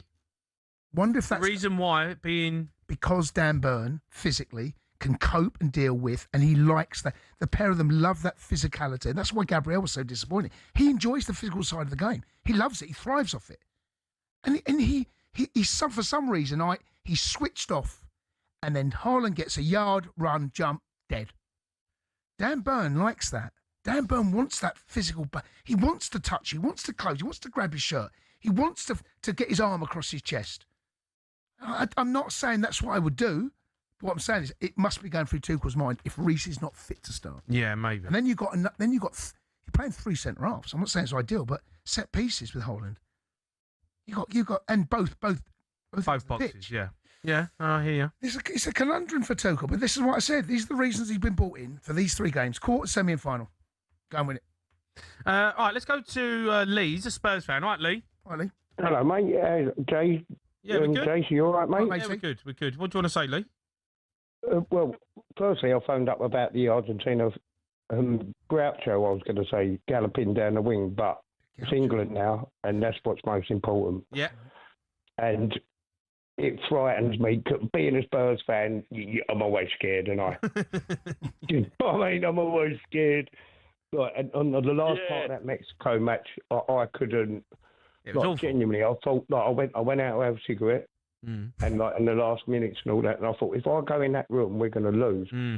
So I couldn't do it. This is how mental it makes you. Yeah. And oh God. Yeah, but you got to be confident. That's you got to mate, be confident in this team. After and watching that performance, I've got so much more confidence. I have too, but you're a Spurs fan, Jamie. Yeah, I know, but this team ain't Spurs. You know what I mean? Yeah, but I know what you mean, and what an amazing, morning. You know what I mean? Where are you watching it, Lee? Where are you watching the game at the weekend? Yeah. Watched it. I watched it with me missus. No. Where are you watching the one on Saturday? Oh, right. Well, good point. I don't know. What do you mean you don't know? Well, it's either down the pub, innit, or just watch it where we've won all the other games in my living room. Oh, right. Hold on. So this is a big debate then. Because you sound like you're a bit superstitious, right? Without fail. So every game you've watched so far, you've watched in your house. Yeah. Right. You got to stick to that, mate. You can't be jinxing it, mate. Lee, I don't want to be hearing you phone us up saying you went to the pub. I ain't going to do it, mate. I ain't going to do it. I'm going to be watching it indoors. Who are you with when you're going to watch it? Who you been with on the previous games? With me, missus, and it's been like my nephew was here, and then my mates was here. Yeah, mate, you can't change it. Don't change it. You can't be changing nothing, mate. Wear the same pants, wear the same socks, same outfit. Can't be changing nothing. Come on. But it's just as long as I watch it there, I've got like England balloons in my telly cabinet, and they've got to stay there. So they went. What do you mean? No, well, like these like England balloons, red and white balloons. Okay. And they're slowly going down, but I keep putting them back in it. Hold on, they can't go down yet. Pump them back up. Pump them up, mate. No, I can't pump them back up, can I? I can't undo them. Can you undo a balloon and pump it back up? Yeah, you can. Well, you sort of it's could, taking a risk, I though. don't want to tempt fate, mate. You don't want to burst the balloon. No. I'll just wedge them in there with a little wedgie. You know what I mean? They're all right. They're all right. What's a wedgie? What do you mean? What's a wedgie? I know what a wedgie is, but you ain't wedging well, not pulling your pants up your bumhole. No. But I mean, no, I know. But what do you mean? What do you mean a wedgie? When you say you so because they're going down, because it's been a while, hasn't it? Yeah. They started to like kind of fall out of the recess in the telly cabinet. So I'm going to prop them up. With what? What are you propping the balloons up? I don't know yet. With a wedgie. I don't know yet. What? I want to know what you're going to... Killing me. Go on, give me an idea of what's going through your mind now. If England played tomorrow night, what you're propping it up with? Well, anything just to keep them propped up. Go on, give me an example. Like a book? I don't know. I could use maybe a book, yeah. Right, okay. I could fashion something out of a piece of wood. So the balloons are going down. But you want to keep them they in are, there. well, they are, aren't they? When they start shrinking, yeah, of course. Mate, That's the nature of the balloon. They're going to look crap, though. No, I don't care. That's all right, as long as they stay where they are. Do you know the Christmas balloon in February? You know where you find it in February, right? It might hide some up for you. What do you mean? Mate, the Christmas balloon in February. You must have a big old mansion, Mate, no, listen. No, we've all seen the balloon. We all found a balloon. Well, Oh, there it is, right, mate. No one does that in February. Oh, mate, no one finds a balloon in February for Christmas. I found a Christmas balloon. Your face looks like a Christmas balloon in February.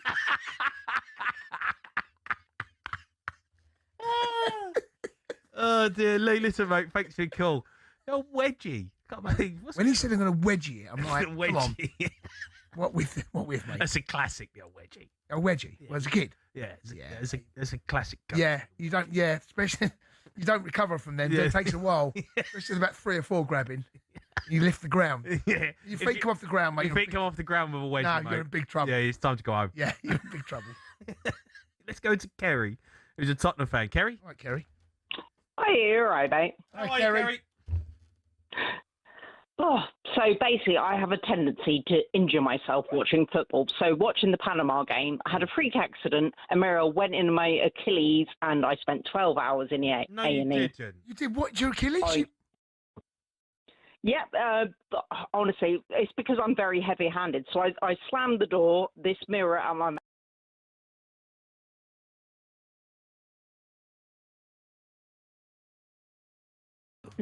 Don't swear, So, Kerry, you can't drop F-bombs. Let's get Kerry back. Oh, sorry. Don't swear, Kerry. Kerry, you can't drop F-bombs like that. So you've busted your Achilles. Yeah, so, but I have a tendency to sort of injure myself in football. Like years ago, I went to watch Tottenham at Wembley. Snow-covered field. I fell over a... You are? Go on. Spurs are back. Anyway, I mean, let's hope we are, honestly. Hilariously... Oh. Stop, mate. So, Mr. Cundy, by the way, after you scored for us against Ipswich, like you were my hero when I was a kid. Yeah. Didn't hurt yourself, did you? Yeah. Cundy hurt himself making that tackle. I'm back. Go on. But yeah, so anyway, on the way to Wembley, the tubes had all got done off because I was going to go and watch us against Rochdale in the FA Cup, snow-covered fields. I somehow tripped over and sliced my hand open. So I've got a picture of me with Wembley in the background, just holding up my hand, bleeding everywhere. Right. What a big baby. I mean, don't you need to just be a bit more careful? I mean, you're obviously quite clumsy, right? Right, yes, I am. And the thing is, the more I try, the more I seem to hurt myself. It's ridiculous. Like I said, the Panama game, like the mirror falling into my heel, absolutely ridiculous. So you worried? Are you worried? Are you worried, Kerry, that at the weekend against Norway you're going to hurt yourself? Well, I've already been told by my mum I have to be bubble wrapped, and my mum's getting quite angry about it because obviously, you know, my mother. Yeah.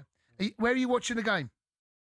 So I was going to go to my friend's where the mirror incident happened, and my mum has already told me no. So, you know, when your mum tells you no, you have to do what your mum tells you. Did you smash your mate's mirror then, right? Yes. Right. Have you paid for it? No, because the thing is, right, it's annoying because obviously now I've got the bad luck, and I tried to watch Snow White. It was like mirror, mirror on the wall. Oh, no, wait, it's in my heel. 7 years. Like, very traumatised. You got to pay for the mirror, though. No. Yeah. You broke, no. You broke your mate's I'm not mirror. paying for that. Right. No. Yeah. It wasn't Probably why even you a weren't good invited round on mirror. Saturday. Oh, you could be right, to be honest. Well, Kerry, be careful, all right? We don't need no more injuries. Look after yourself, Kerry. All right? But if we might win if I injure myself, though. Mm-hmm. Yeah, you know, pros and cons. Okay. What could you hurt yourself in your own house? Oh, God, there's so much. Gary, listen, thanks for your call. I've got to move on. We're going to be joined by African football expert Alistair Haaaaas as Egypt have filed an official complaint to FIFA over the refereeing of their game against Argentina. It's coming up next. What a big baby.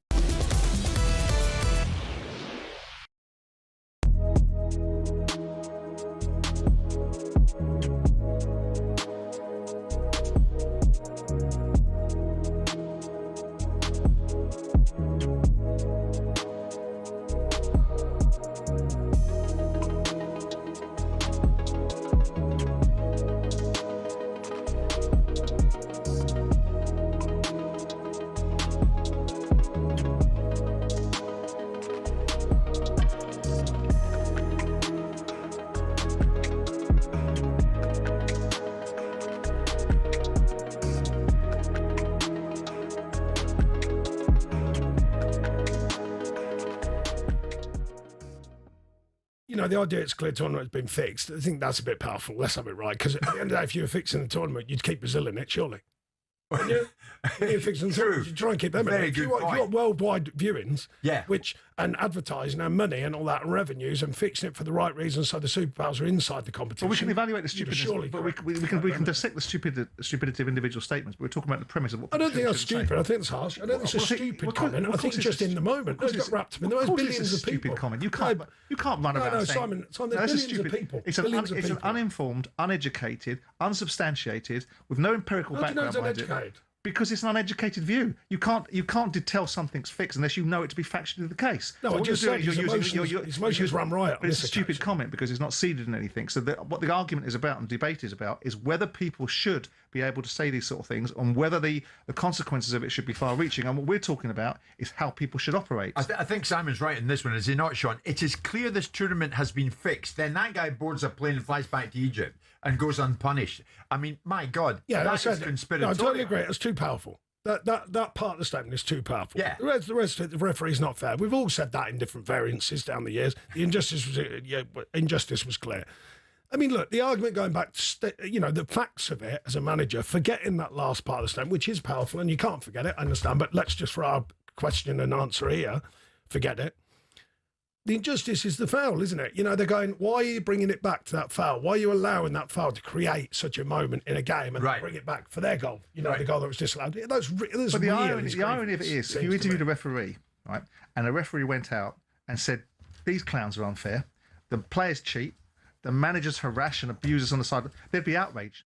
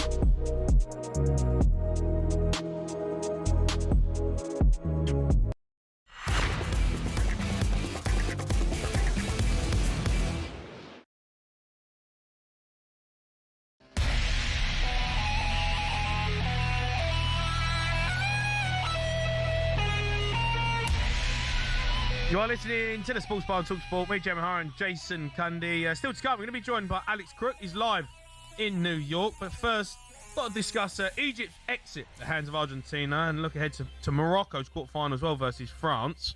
Loads of talking points. Joining us now, African football expert Ali Howarth. Ali, you all right? Ali? Yeah, guys, doing all right. Trying to recover after having a whole day of no football. Yeah, I know. It feels weird, right? It feels weird. It really does. Look, I've got to start with the Egypt game. Loads to talk about with it, and they've made an official complaint. What is that complaint? Yeah, look, I mean, I was there yesterday, and it was a crazy game, like you said. So many talking points. I think essentially what it boils down to is the Egyptian Federation kind of buoyed on by Haaaaas, their head coach, complaining about the way in which the game was officiated by the referee. I think there was a strong sense that a lot of the small 50-50 decisions didn't go their way. A lot of the kind of bigger decisions didn't go their way. Obviously, we had 2 or 3 major VAR checks, not least the goal that Enzo Fernandez scored in the last minute. Egypt felt like they could have had 2 penalties off the back of that. And then there's also the subtext of Haaaaas at the end of the game throwing up the kind of X symbol, which is meant to be the kind of anti-racism symbol that FIFA's meant to have some protocols around in terms of dealing with that.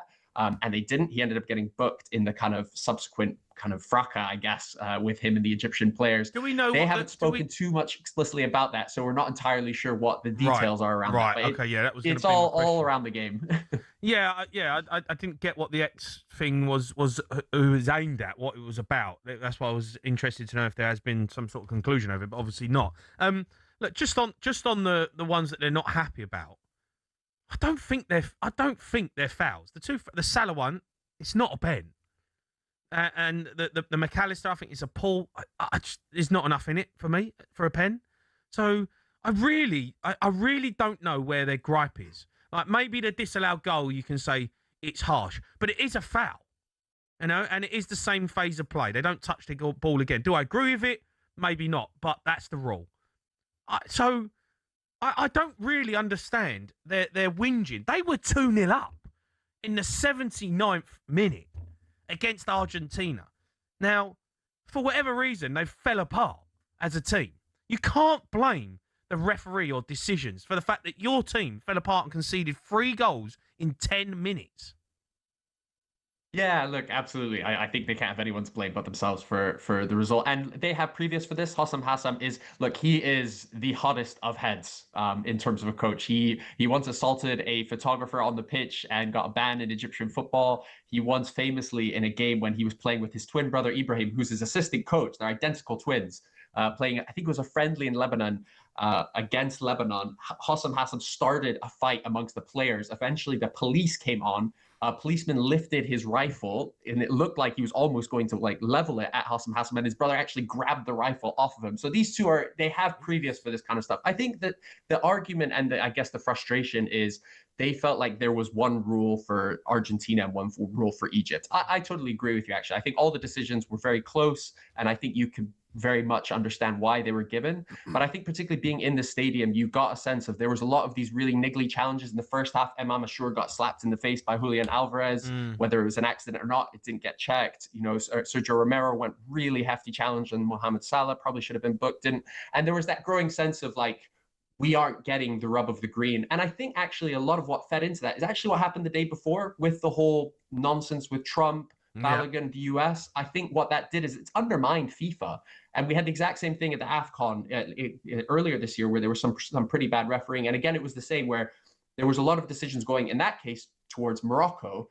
And the fact that there was kind of these kind of controversies off the pitch with CAF, it was the issue with, or, you know, the appointments of referees, it led into these conspiracies. And that's what we've seen at this World Cup. That's what we've seen with Egypt. That's what we've seen with other teams, this conspiracy that, you know, everyone's handing Argentina the title. That's what Haaaaas said. You know, he said, you know, we might as well not have even showed up. It's rigged for Argentina. And I think that's really what it's speaking to, because I agree, like, they're, in terms of the decisions, look, I think they're incredibly harsh. And I think what they would probably point to is the goal that was ruled out for that foul was very soft, and they would say, look, if you're going to apply that soft rule to them, that same soft rule should have been applied for Hamdi Fati in the last minute when he was pulled. But I do agree with you. They don't have anyone to blame for the loss other than themselves. And if this is part deflection tactics, but I do think they actually feel genuinely aggrieved. No, I see it, and I think you both explained it very well, actually. And I see the same game as Jamie's just described. I think there's going to be a huge amount of regret. And I think that's what we're seeing. It's manifested itself now in the blame game. To allow a goal to be conceded the way that it was at 2-2. And there's a saying in football, and you grow up with it, if you can't win the game, don't lose it. And I did feel at that point that they left themselves in such a vulnerable position defensively. They had so many men forward. Now they're appealing for penalties that I agree with Jay, they're not pens. And to leave themselves open where one ball in the box, and you've got Enzo Fernandez, by the way, he's very good in the air, but to win a free header like that, and I think there's an element now of them looking at themselves, and they can't quite hold the mirror up high enough to look at themselves enough in the mirror. They're now looking to blame. Yeah, 100%. And look, I would have a slightly different take on you know, that incident where they, you know, were left hanging at the back. I think Haaaaas has identified with this Egypt team that they have a lot of really, really good attacking players. You know, Omar Marmoush couldn't even get into the starting lineup today. We saw how good Haitham Hassan was on that right wing, but they aren't good at defending.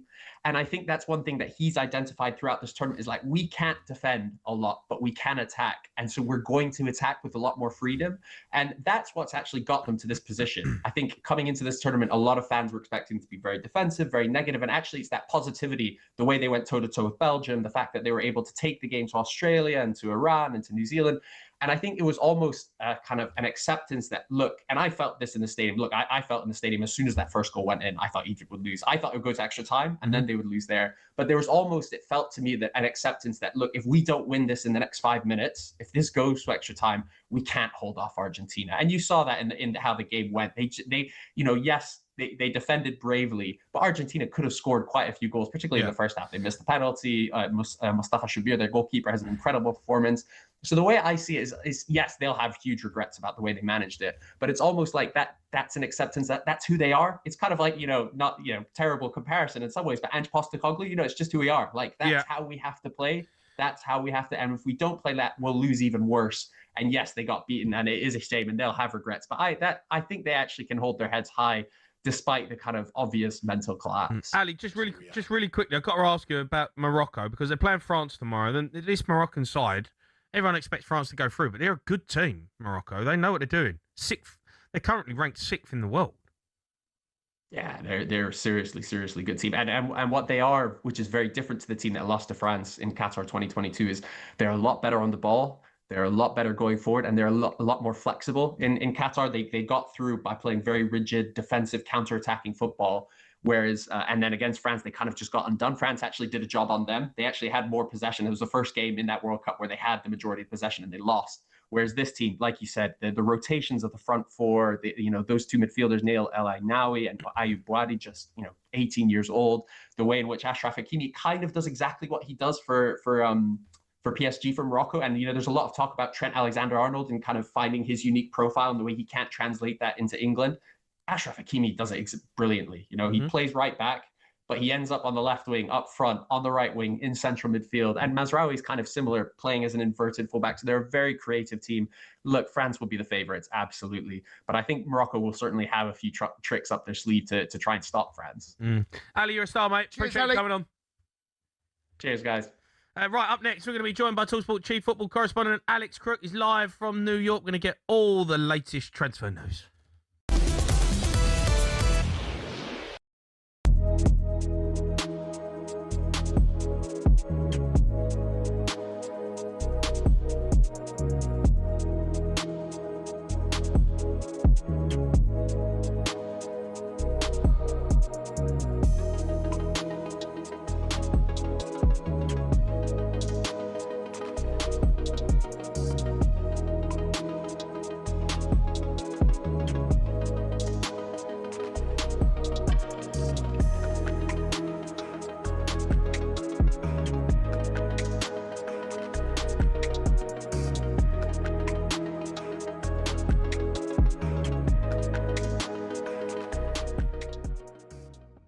What did you think of Cristiano's performances at this World Cup? Well, listen, to be honest, take away the performances. I'm just on because I'm annoyed at Gabby for calling him a disgrace, to be honest. I think it's bang out of order. I think what he's done in his career, he's earned the right to be there. Really? Absolutely. Why? How's he not earned the right? How's he not earned the right? He scored 28 goals last season. He's 41, Gabby. So? What age did you retire? What age did you retire? What age did you start playing professional football yourself, mate? Yeah, Don't pipe worry down. about me, mate. Pipe Don't down. worry about me, mate. Don't go there, mate, when you haven't kicked the football in your life, okay? Settle down. Brilliant, mate. Yeah, I know what it's settle about. down. Don't worry about that. Settle down. No, you're a disgrace for calling him a disgrace. No problem. Honestly, No, it's unbelievable. in fairness, Jack, we stood up for Cristiano. He said he had a wonderful, marvellous career. Nobody earns the right to play at a World Cup finals at 41 just because what you've achieved in the past. No one stops time. And you could see him last night. I mean, he was doddering around in attack. He could not raise a gallop. Time has caught up with him. Jack still wants him started in the next World Cup as well. Absolutely. Absolutely right. He's still producing. But there's loads of top...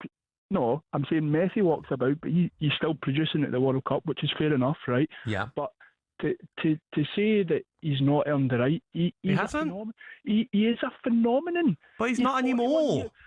41 years of age. But he's not anymore. Unbelievable. You know how hard it is to keep yourself in shape. But he's not anymore. But Jack, surely it's not a modelling competition. Jack, it's a he'd earned the right to play at previous World Cups, perhaps. Competition, you'd be nowhere near it, Gabby. Oh, no, okay. Send us a picture of yourself, mate.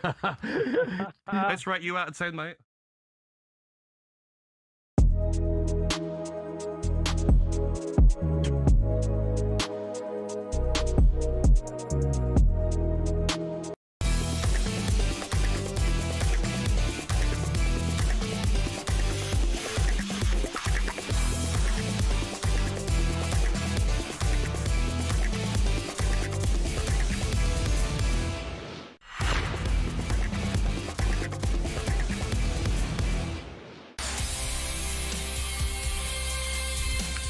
You are listening to the Sports Bar. talkSPORT, me, Jamie O'Hara, Jason Cundy. Still to come, going to be joined by Julian Lorenz. But first, despite the tournament happening over in North America, lots of transfer news still happening back home. So let's speak to our chief football correspondent. Alex Crook joins us live from New York. All right, Crookie. Crookie Monster. Howdy, boys. How you feeling, mate? Looking nice over there. Weather looks lovely. Yeah, I tell you what, it's absolutely gorgeous tonight. Into the early evening, we're on the rooftop of our accommodation in Lower East Side in New York City. I'm off to watch Louis Tomlinson in concert tonight, but it's only heading in one direction. That's Miami this weekend for England. Yeah. Look, we'll talk about a bit of England coming up, but let's talk about some transfers, because Andre Santos to Man United, I didn't see that one coming, but 50 million. Yeah, we got a few rumblings about this time last week that Andre Santos has been added to quite an extensive list of midfield targets for Manchester United. Obviously, Mateus Fernandes signing for Spurs, I think, was a bit of a blow, although United pulled out when the asking price got to as high as 85 million. They would have loved to have signed Elliot Anderson, but he was only ever, I think, going to Manchester City. And this, compared to those two, and maybe Adam Wharton, who could be attainable, Carlos Baliba, not sure it gets the juices flowing for Manchester United fans. It's £48 million up front, another £2 million in add-ons. He's a decent player, Andre Santos, Jace, but by no means a first-team regular at Chelsea. And if United are looking to kick on to make any kind of title challenge, or even just cement themselves in the top four next season, I think they need a bit more than this. Well, he's not going to get ahead of Moises Caicedo, is he? That's the problem. And the problem we got is Lavia, because Lavia's injury record is, he's not as good as Lavia either. But he was a good backup, and he's someone that came in. I think it's quite heavy, the price. There's a good player in there. There's no question about that. But I don't know, at this stage of his career, it does feel top heavy. That. Yeah, I'd agree, and it'll be interesting to see now what knock-on effects this has for the deal with Ederson coming from Atlanta, because they seem quite a similar profile. I know he's started the first part of his medical. He's going to have the second part of his medical in Manchester, and sources confirming that that's going to be quite a rigorous medical examination. Then Manchester United will decide whether to pursue that deal or not. But they do need another midfield body at least, maybe two, because Casemiro obviously has left on a free transfer, and Manuel Ugarte, who would have been sold, has picked up quite a serious knee injury over here at the World Cup. What about Garnacho? He's for sale this summer, revealed on talkSPORT back in April. Been a bit of a disaster couple of years for the boy. Yeah, I mean, he was quite cocksure of himself, wasn't he, when he swapped Old Trafford for Stamford Bridge. Publicly, I think, said it was a step up, but by no means a regular at Chelsea. Quite frustrating, I think, a lot of Chelsea fans watching him when he was playing. So, yeah, no surprise. I don't think they're keen on a loan deal, Chelsea. I think it would have to be a permanent transfer, and they would look to recoup most of the money they paid Manchester United for him last summer. But that's certainly not one that got away as far as United are concerned, and I think you can understand why Chelsea want to move on from Garnacho.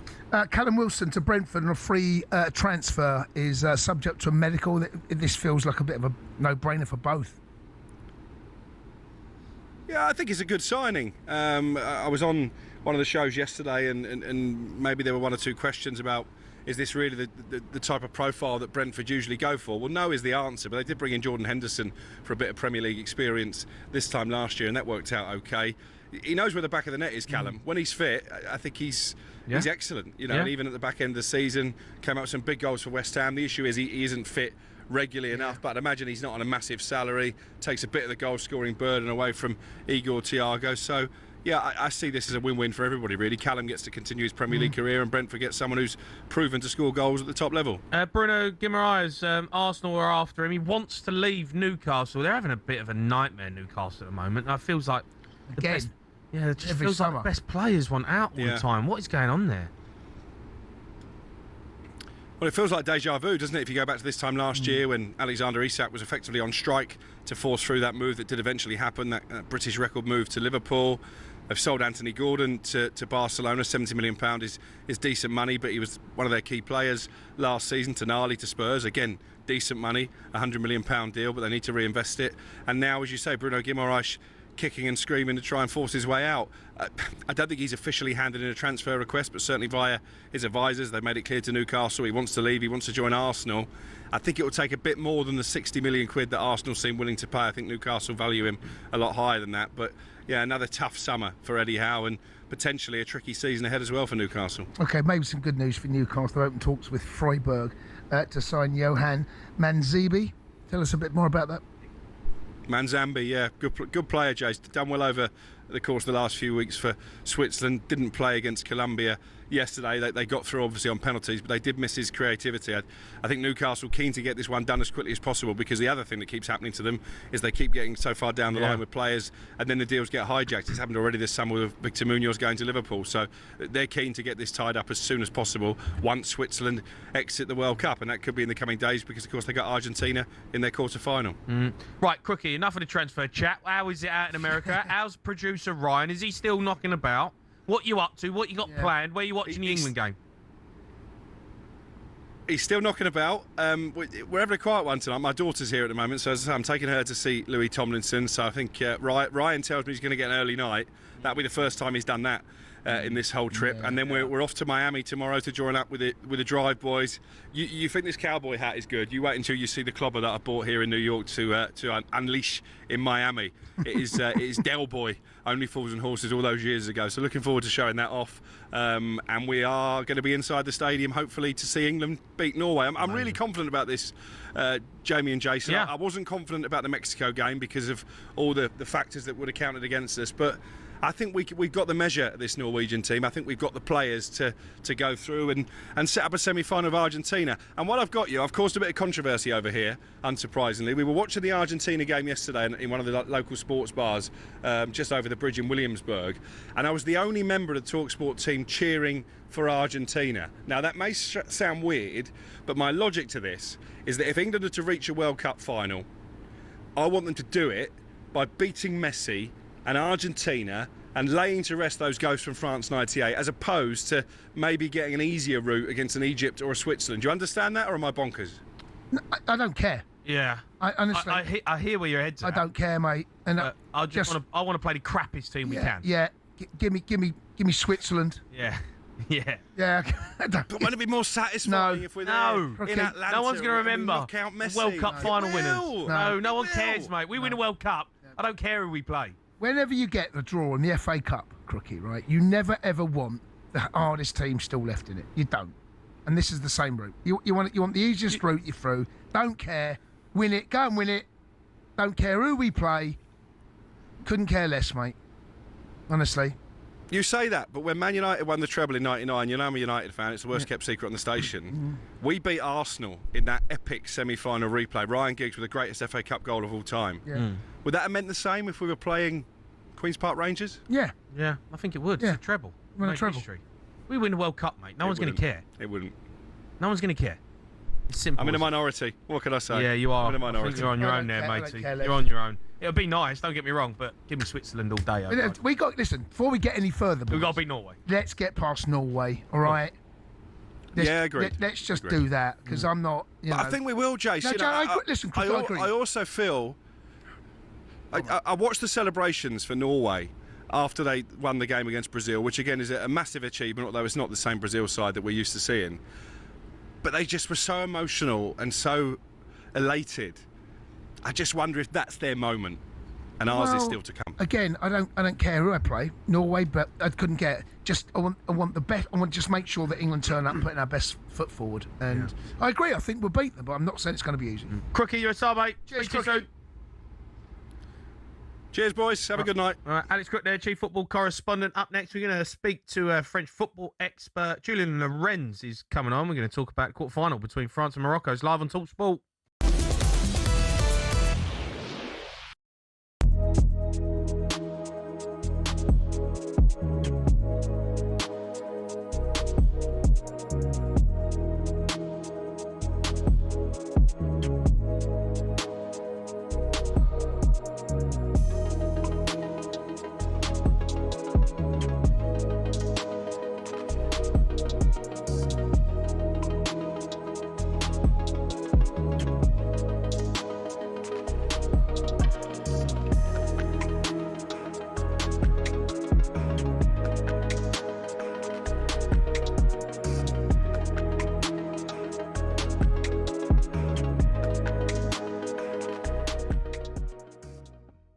Trump, who I think I heard say at one stage he didn't know about the red card system, he still suggested unfair. that the referee at the heart of this, Raphael Claus, was a bit suspect. He's the president. These were two great athletes that got tangled up, and this referee, who is a little bit suspect, if you check his past. I don't want to say that because I don't like to create controversy, but very suspect. And he gave him a red card. I didn't know what that meant. I didn't think it meant much. Then I started hearing that means he can't play in the next game, at least in the next game. And I related just that feel. I didn't tell him what to do. I can't tell him what to do, but and I don't believe he made the decision. I think it was a committee that made the decision. All I did was ask for a review. I didn't say, you have to do this. This man is a smart, tough man. Gianni Infantino. He's a smart, tough man. And his stock has gone through the roof because the job he's done has been great. See, now we have the length and breadth of it, right? Now we know the full length and breadth of it, right? So now we know the full length and breadth of it. We can eviscerate it because it deserves evisceration, right? When you listen to that, you think to yourself, it's absurd. But again, it takes me back to the position. And Trump says absurd things, but no one disputes the fact that he says lots of absurd things. And that in the context of sport. He's the president. But people say lots of things. Lots of people say lots of silly things, right? But you'd expect him to say something better than this. But in a sporting context, he doesn't clearly know what he's talking about. But I tell you who does know what he's talking about is that snivelling sycophant that runs FIFA. He does know what he's talking about. Yeah. And when you've got somebody that's running the game that doesn't uphold the values of the game and doesn't uphold the integrity of the game and then tells you that you're all stupid and there's nothing for you to see here, right? That's when people should have concerns. Forget Trump. Look at Infantino.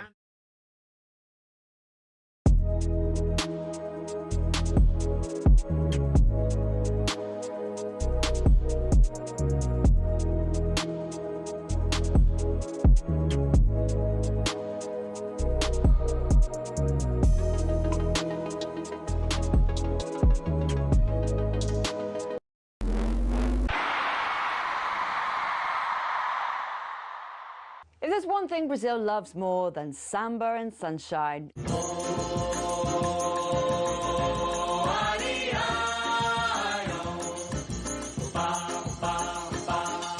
it's football, or as they call it, futebol. And trust me, this love story goes way back.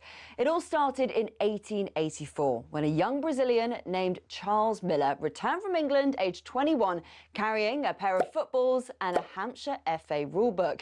He was basically the original influencer, bringing back trends from abroad.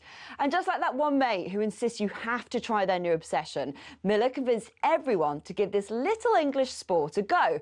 Spoiler alert, it caught on. The entire nation fell head over boots for the game.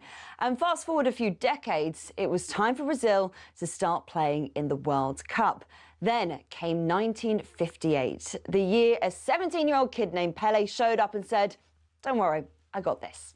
Brazil won its first World Cup and respectively put down its mark on the global football stage. From there, Brazil kept adding stars to the jersey. 1958, 1962, 1970, 1994, 2002, making it the only country with 5 World Cup titles and the only country to participate in every tournament. Not that they like to brag or anything. Okay, maybe a little. And the style? Pure magic. Jogo bonito, the beautiful game. It became Brazil's signature. Think dazzling footwork, joyful play, and the occasional move that makes you wonder if gravity just took the day off. Today, football isn't just a sport in Brazil. It's part of the national identity. From street games played with anything even slightly round to packed stadiums exploding with colour and noise, Brazil lives and breathes football. So, the next time you see that iconic yellow jersey, just remember, it all started with one guy, 2 footballs, and a nation ready to fall in love.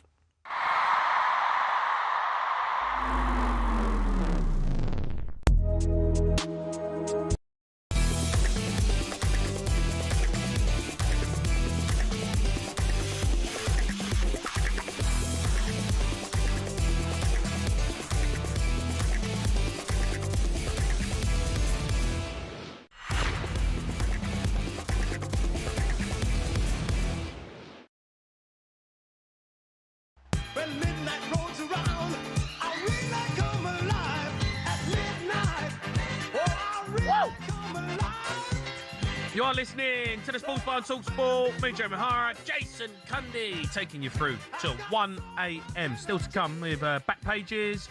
But first, let's look ahead to the first of 4 quarterfinals at the World Cup. France versus Morocco. What a game this is going to be. Joining us for more on it, French football expert Julian Lorenz joins us now. Right, Julian? Julian.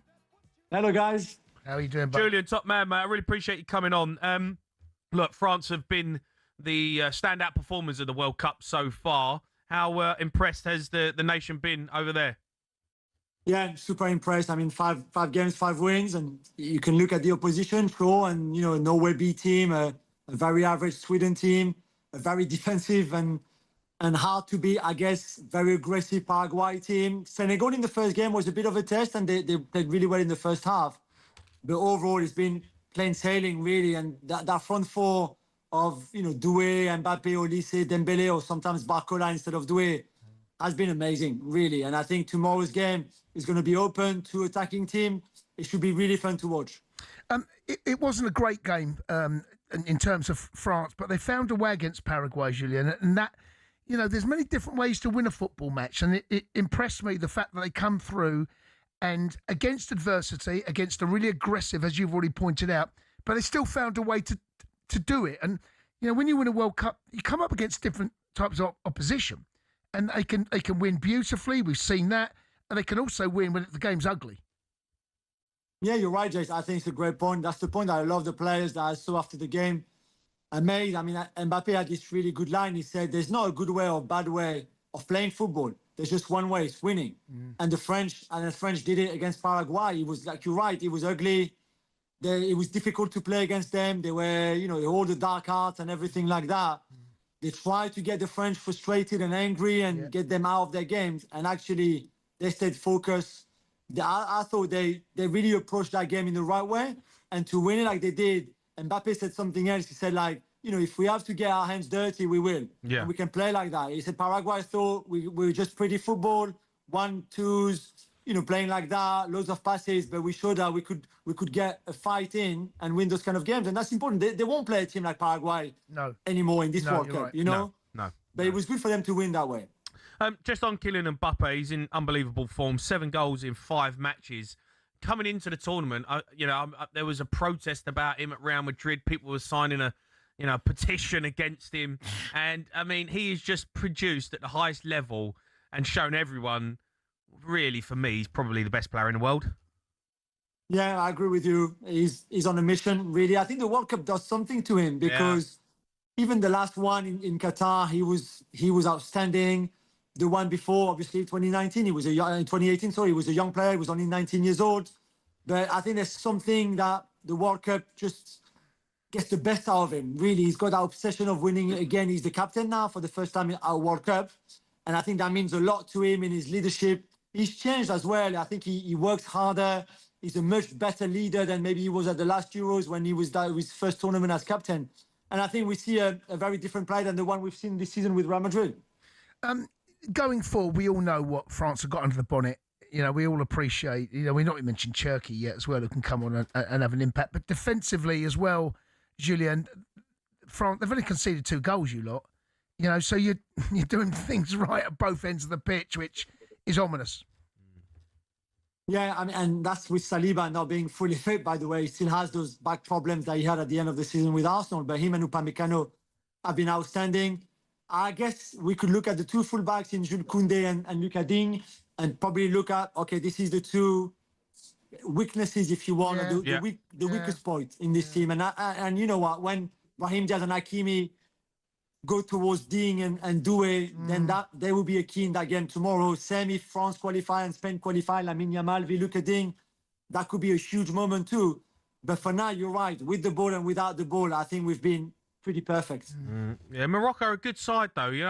People obviously going to write them off. And I believe France will go through. I believe France will be in the final. I think France will win it, if I'm honest. But this Morocco team, they're no mugs, right? They're a good side. They're a really good side. And I think the biggest blow for them is to lose Saibari, when they did. He didn't play against the Dutch. They still managed to, against Canada, they still managed to qualify. But this is a different story. And without Saibari, I think it's a very different Moroccan attack. But you look everywhere else, and there's a lot of those players who were born in France, by the way, like Ayoub Bouhadi, the 18-year-old prodigy in midfield that could have played for France. So they've got great strength. I think Mazraoui has had a wonderful World Cup. Hakimi is very good. And then going forward, like we said, Brahim Diaz, El Khanous on the other side, Unahi had a very good game against Canada. They would be very dangerous. But I agree with you. I still think that France have an edge over them and have more experience as well. Yeah, I totally agree with that. But we saw the quarter-final, semi-final in Qatar, 2-0. It feels like they're two very different teams. Well, certainly France have moved on, but it feels like Morocco have moved on even more since that game. If you were in charge of Morocco, Julien, what would your tactics and advice be to break down and beat this French side? I think Mohamed Wabi, who replaced Walid Regragui, the former coach, who took them to that semi-final in the World Cup 4 years ago in Qatar. He's a more attacking-minded coach. He's done a wonderful job with the under-20s first and now with his team to play more attracting football. And I think if you go like that with the French, then in transition, Olise, Mbappe, Dembele could really destroy you. So I think we will see probably a more cautious approach from Morocco tomorrow, and I think that's the right approach as well. They will play, of course. They won't park the bus. They will play, but maybe not as attacking as we saw against Scotland, against Haiti, against Brazil, even against the Dutch when they had a lot of the ball, especially in extra time. So I think that would be a bit different. But you're right. I think they've been outstanding at times. And for the French, they have to be really careful not to give them too much space either. Julien, do you think France are the winners? You know what? I think it's a France-England final. And I still think that it will be an incredible game. And you know how arrogant I am, obviously, from Paris. I think we will win it in the end. But even you, Jamie, agree with me, so it's fine. No, yeah, look, I just can't get away from the fact that front four is just outrageous, right? Yeah. It's just outrageously good. Hold on a second, Julien, right? We spoke to you before Champions League final, right? Okay? And, you know, you're PSG, your wife's a Gooner, right? Yeah. We can't have this again. We can't have France versus England again. Who are you cheering on this time? Do you remember when I saw you before the Chelsea PSG second leg in the country? I did see you, yeah. And we had a cuddle, and then you said, like, please tell your boys to go easy. And I said, you know, this.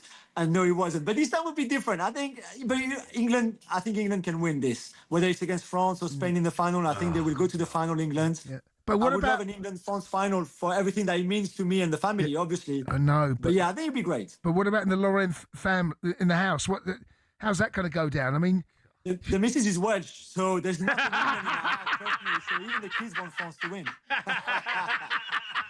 I didn't know that. But she's a Gooner.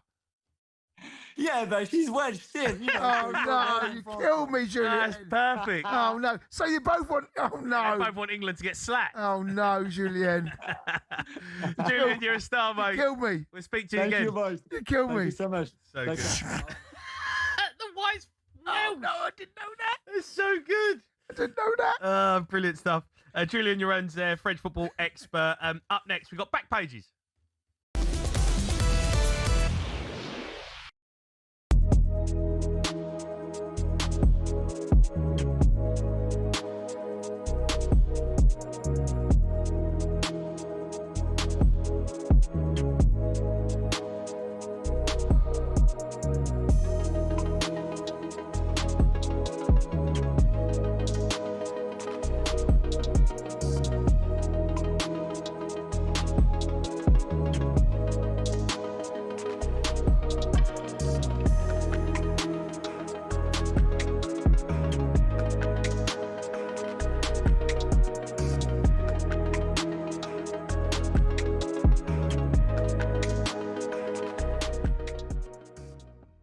You know management inside out. Tuchel might just be the 1% difference. He might well be, but what I'm saying between winning it and not winning it. I need to make this really clear. I am not questioning or doing him down. I'm trying to give you a balanced view of how I see management. Yeah. He hasn't done it yet. You're only ever judged on what you end up winning, not whether you could have won it. Brendan Rodgers, apart from the slip, would have possibly, very nearly could have won the Premier League. Yeah. You know what I mean? But they don't judge him on the fact that as if he did win it, he did win it. Until England do it. That's all I'm saying. And I want him to win it. I want the country to win the World Cup. But the bottom line is this, and we will never know. If Tuchel had been in charge of England at Wembley that night, in the European final, against Italy, You might you have ended up winning I was there, it. by the way. I was He would there. change it. You know, you changed it. So Simon's point is right. Is it not, Sean? The whole world is watching. Even the most. You change it and you lose, right? You didn't know what you change it and you win. You do know what you make a decision. That is the life. No. You make a decision. We all know you live and die by decisions. But when something's coming on top and the whole world's watching it and going, we need to change something. We need to change something. We need to change something. Okay, we haven't changed something. They've scored. Now we're going to change something. They've scored. Now it's easy to be a Monday night quarterback. We all know that, right? But the bottom line is.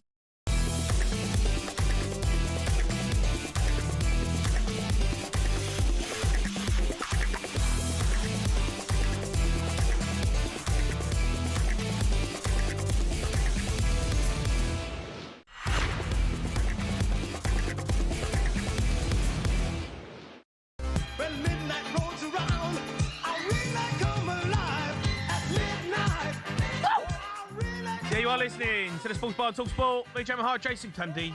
Right, it's time for this.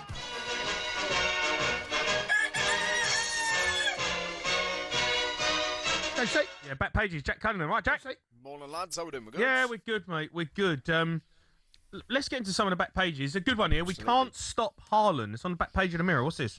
Yeah, Morgan Rogers was doing the England press duties today, and he was asked about how do England stop Erling Haaland, and he essentially said Haaland is unstoppable. He said basically, if you think about all of the teams he's come up against, the amount of goals he's scored against them, he says that you can't stop him. But what you can do is you can stop the supply into him. So you can stop a Martin Odegaard, you can stop Noosa, you can stop Soloth getting the ball into him. Now, Haaland's record at the World Cup, he's got this is his first World Cup ever. 4 games, 7 goals, which is more than Van Persie, more than Dennis Bergkamp, more than Diego Forlan, and the same amount as Luis Suarez. This is his first time he's played in the World Cup. It is absolutely outrageous. Now, and saw Jason, you talking about how he dealt with Gabriel in the last 16, totally bullied him, manhandled him. Tell you who Haaland does have a really poor record against. Newcastle United. It's 1 goal in 10 games against Newcastle, and Dan Burn has played the majority of those, so I get the idea of potentially starting Dan Burn. You know, I'm not absolutely against that. I think that if you're looking for someone to go toe-to-toe with Haaland, the physical battle, which we know that he loves and we know that he relishes, if you want someone who's going to be able to do that, maybe Burn is that man. Now, do I believe Tuchel's actually going to do it? I don't know. I think Tuchel will more than happy use Burn as we saw him against Mexico, where okay, you can bring him on if we need him. But I'm not sure from the start Burn will. Check question. Obviously, you watch Newcastle, right? Yeah. It's how did Haaland put? I know you talk about goals, but in terms of actual overall performance against Dan Burn, what did it feel like Dan Burn got the better of him? Yeah, certainly in the last game. So, I mean, we lost 3-1, I think it was, 2-1 at the Etihad, I think it was, sort of like February, March time, and Burn dealt with Haaland very, very well. There was no real issues. One of Dan Burn's better games in the second half of the season, actually. And then there's been plenty of other games, sort of, where Burn and Haaland have been up against each other, and I do feel like Burn does get the better of him. I don't know what it is about Haaland playing Newcastle. He just can't seem to actually score many goals against us. That'll change next season, though. But yeah, look, that might be the way forward. I don't know. I wouldn't rule it out, to be honest. Back page of the Times, England trio miss training. I know Reece James is one of those, but he may well find himself back in the fold. He was on the bench, and at right back, we've had a few problems, to be fair. Yeah, so England players who missed training were Reece James, Declan Rice and Mark Gahey, and of course Jordan Henderson as well, but we know his tournament is over. Now, they were essentially on their own individual training programmes. Now, we know Reece James is just coming back from an injury. We're hoping that he's going to be fit for Saturday. We don't know as of yet. Now, Rice is a concerning one because it feels like he's kind of been carrying an injury the whole tournament. Yeah. And he's just sort of dragging himself through games, which is absolute credit to him and, you know, all power to him. Do you know what, though, right? He don't need to train, does he? Right? No, that's a fair point. That's a fair point. You know, like, he's fit. Like, as long as he's fit for kick-off. Yeah, that's all that matters. That's all that matters, right? Because he showed against Mexico that he's fit, right? Because he put in a stellar performance. So, like, I get it, you want to train, and I get it, you want them to keep him sharp or whatever, but, mate, these boys, wrap them up in cotton wool, get them out there, because we need him. Yeah. No, I think you're right. Look, if you look at Rice, how many games he's played for Arsenal this season, like, of course his body is feeling it. Like, of course it is. But as you say, does he need to be out training? all of the time? Probably not. Maybe the day before, do this training for that, and then like into Ledley the game. King. That's what Ledley King used to do. Just roll Just him train out the on day a before. Friday, do a warm up, bit of keep ball, and that was it. Right, Ledley, you're fine. See you tomorrow. Best player on the pitch. Rock up an 8 out of 10 performance. Yeah, Bosh, move on. Move on. Yeah. No, fair. no knees, Ledley. And it's the thing with Gahey as well. You know, Gahey's played a lot of minutes this season as well, so I'm sure it's a similar thing. I'm not worried. I'm sure they'll both be fit to start. Reece James is a different one. Who knows? Yeah. Going back to your club, Newcastle, they've been watched by new skipper now. Bruno Guimaraes is asked to leave. Yeah, look, I heard you speaking about with Crookie before. It's an absolute stinker. This, to be brutally honest, there's no other word for it. Like the thing with it is, I think that a lot of these players now have just sort of feel like the project's reached its conclusion, or they don't think it's going to get much better than winning the Carabao Cup, because ultimately Newcastle, with the rules as the way they are, Newcastle have built their finances up, but with the rules the way they are, we can still only offer a certain amount of wages, and we can only get a certain amount of players in. And we saw last summer that we got gazumped by. We tried to be ambitious, but we got gazumped for Mbeumo, we got gazumped for Ekitike, we got gazumped for João Pedro. It went on and on and on. In the end, the transfer window turned into an absolute shambles. And now you're in a position where you have the best player I've seen play for Newcastle, and someone who is adored by the fan base, concerned with the way it's going. Now, he turns 29 in November, okay? So he's probably got one more big contract left, realistically, I think. In terms of football move, he might have one later on where he could go to Saudi and get a load of money. But in terms of like a football move, he's got one more big contract left. And he's probably weighing up in his head. He's like, is it at Newcastle after just finishing mid-table, losing 17 games in the season, and where he was dragging us through matches, surrounded by players who probably shouldn't be on the same pitch as him in truth?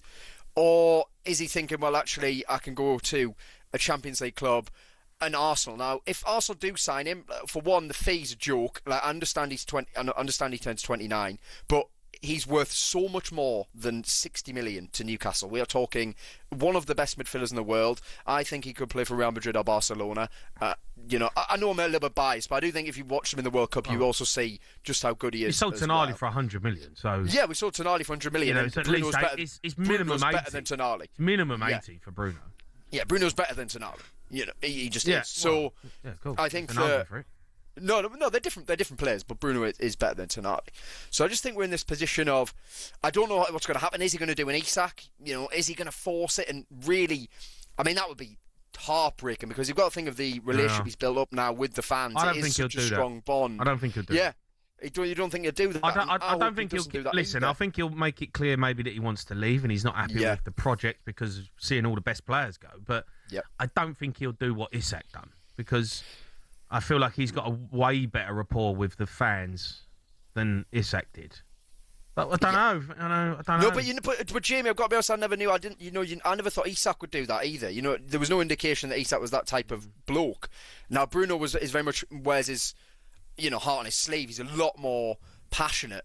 But I just don't know anymore. Because I get it. A footballer's career feels short. Like a bit of a shambles at Newcastle, doesn't it? I kind of feel for him a bit, because bought in these owners who are multi-billionaires, right? And they richest owners in the world. Yeah, and they wanted to kind of build something there. And Newcastle is a big club, but it kind of it's all kind of feels like, maybe you're not a big club. Well, I think it's look, let's be honest, I don't want to sit here and bank and go, it's all the big six, blah, blah, blah, but the rules are essentially designed so that it's about revenue, isn't it? So the only way you can do anything is make revenue. Now, when the owners took over, the revenue under Mike Ashley was absolutely non-existent. Like, we paid him the sponsorship, because it was Sports Direct sponsorship. We paid him to sponsor the club. It was insane. So they've managed to increase the revenue massively from the low base that it was on.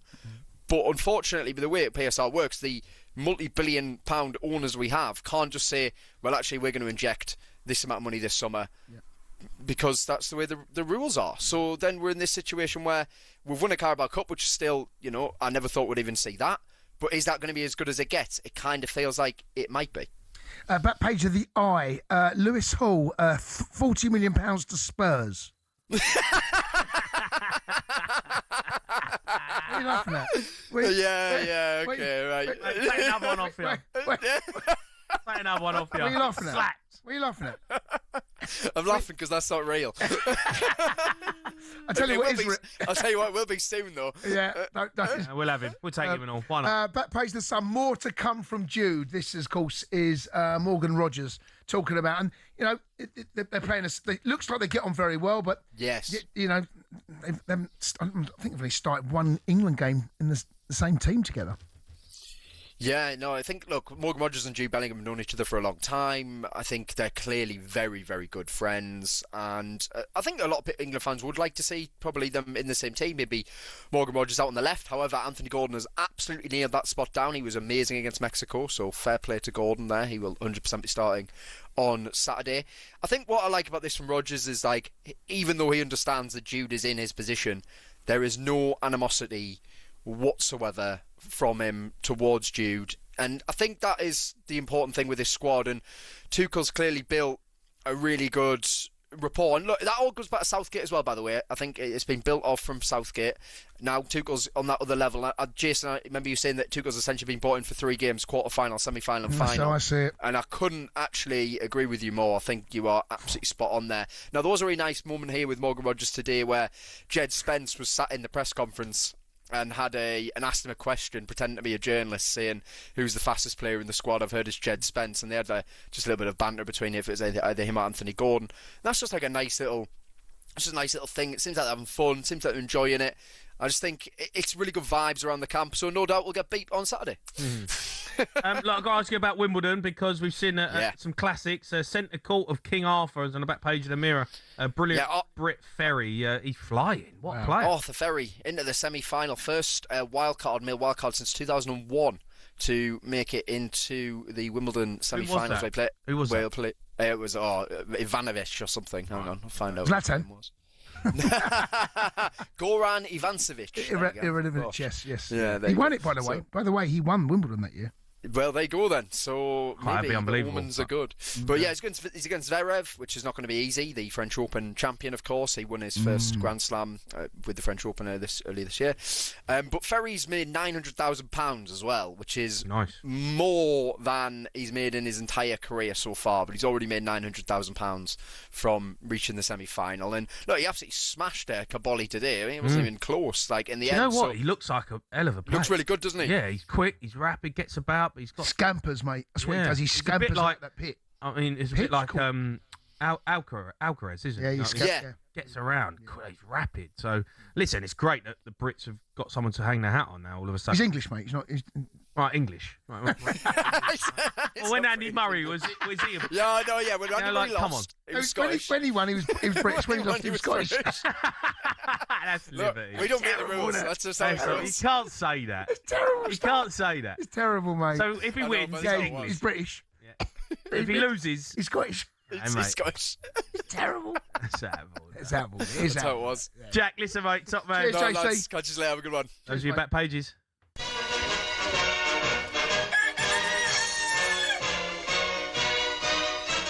Right, up next, we got rest of talkSPORT.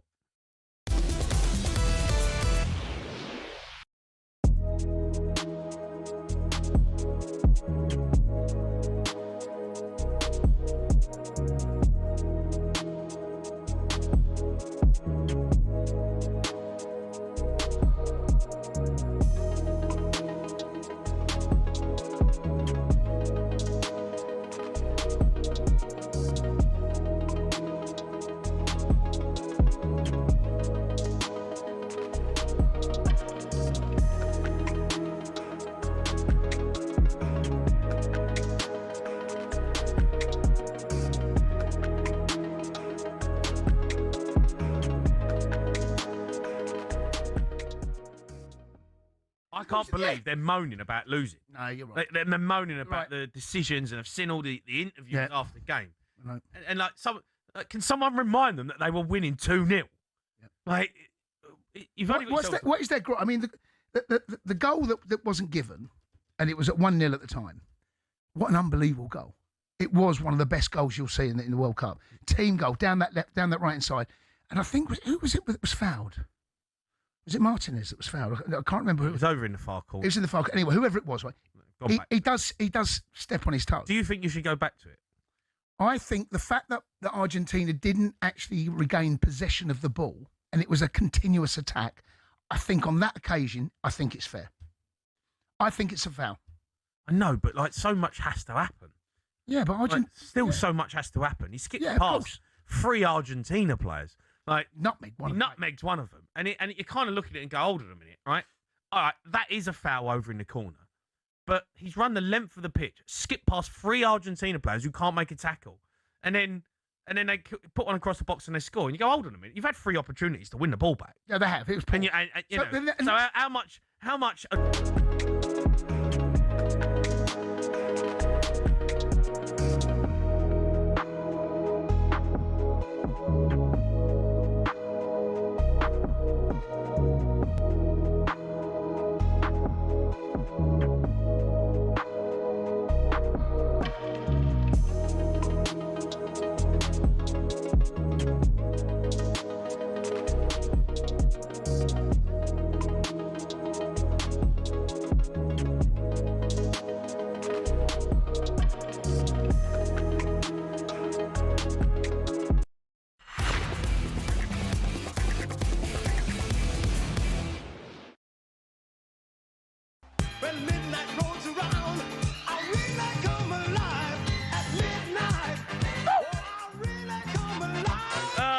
This is the Sports Bar.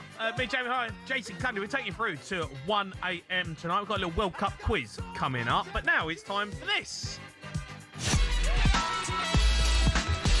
Yeah, rest of talkSPORT. We'll run you through the recent highlight moments from across the station. Kick things off. Yesterday morning's breakfast show, Gabby at Bonglahore alongside Jeff Stelling. Steve, the Everton fan, rang up, made a case for why he actually thinks it's a good thing. Well, to be honest with you, Jeff, you know what it's like. They're a bit like Man City, Argentina, aren't they? You think you've got them. Even at 2-0 down, you're thinking, you only need 2 chances. And with the GOAT, you're never out of it, are you, till you're out of it? So, yeah, part of me was like, come on, Egypt, do it. And then you think, that's a little bit easy for us on paper. Yeah. But you know, the other side of it is, Jeff, I want to see the GOAT, with no disrespect, crying his eyes out in the semi-finals, looking around the pitch like you're Ronaldo when we beat them, Jeff. Honestly. Yeah, I mean, look, Crookie said the same thing, but I think I get the glory in it. I get the glory. Mate, it's messy. And it's messy. He's on fire still. And he makes things happen. He had an assist and a goal the other day. He's absolutely on fire.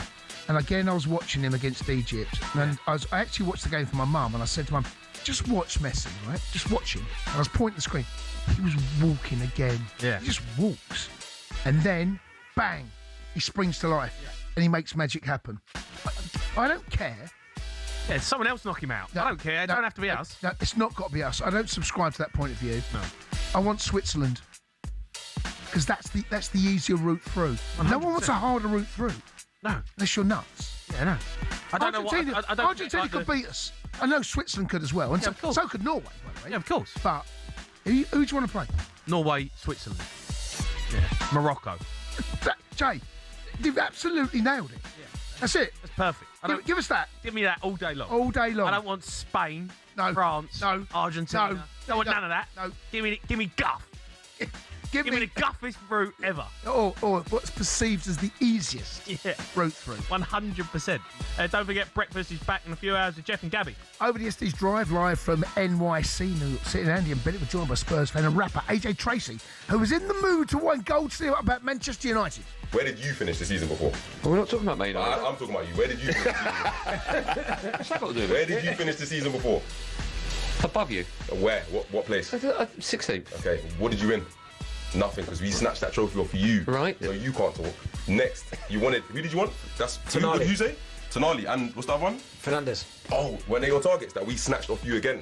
There's food chain. You get me? There's food chain. Can I ask? There's food chain. Is that food chain like when we got Carrick, when we got Berbatov? Yeah. I think you got Fraser Campbell. Yeah. Honestly, you Spurs fans, right? You lot are unbelievable. You are unbelievable. You have no shame. AJ Tracy, no shame. No shame. You, Spurs are back. I haven't said anything. Spurs are back. They are. Harry Howe's on it. I've not said nothing. Oh, mate, you have. spending big dough, Jay. We're back, mate. No, I'm excited for the season. I'm You excited. are. I'm excited, and it's we've got Tonali, we've got Shameless. Fernandes. Shameless. We finished 17th. Shameless. But Spurs are back. They are. Why is they it are so back. low? Why is- It is quite low, but I feel like go on. Man United. Yeah. I mean, you've got no shame, mate. No, they're still Man United, right? And they're a fantastic. But you're just Spurs. But you lot are just Spurs. Spurs can get amongst that next season. Spurs can get amongst that next season. They really can. We're signing some good players, mate. It's a good team put together. You're just... Like, you sold Cucurella, sold Santos, Fernandes World wants champions. out. World champions. Like, honestly, mate, your team's guff. World champions. Your team's guff. World champions. And you got no shame. You AJ Tracy there, actually giving it big spuds. I don't know what you're... Listen, he's going to, though, isn't he? That's a good... You can't say Tonali's not a good sign. I'm not saying he's not, but you lot... Yeah. Fernandes is a good sign. Kudos, good signing. What happened there? Well, he got injured. Yeah? Madison, yeah, good sign, yeah. All of that. Well, hold on. Madison won the Europa League. Davinson Sanchez, good signing, mate. You lot. Sanchez. Why'd you go Davinson Sanchez? Because that's the only... Mate, I remember when he signed, you said best centre half in the world. You want back Garnacho? Yeah. What about Garnacho? Yeah? You gave it bigger. No, but I'm through here. Club world champion. I know, but... Another 3 years, mate.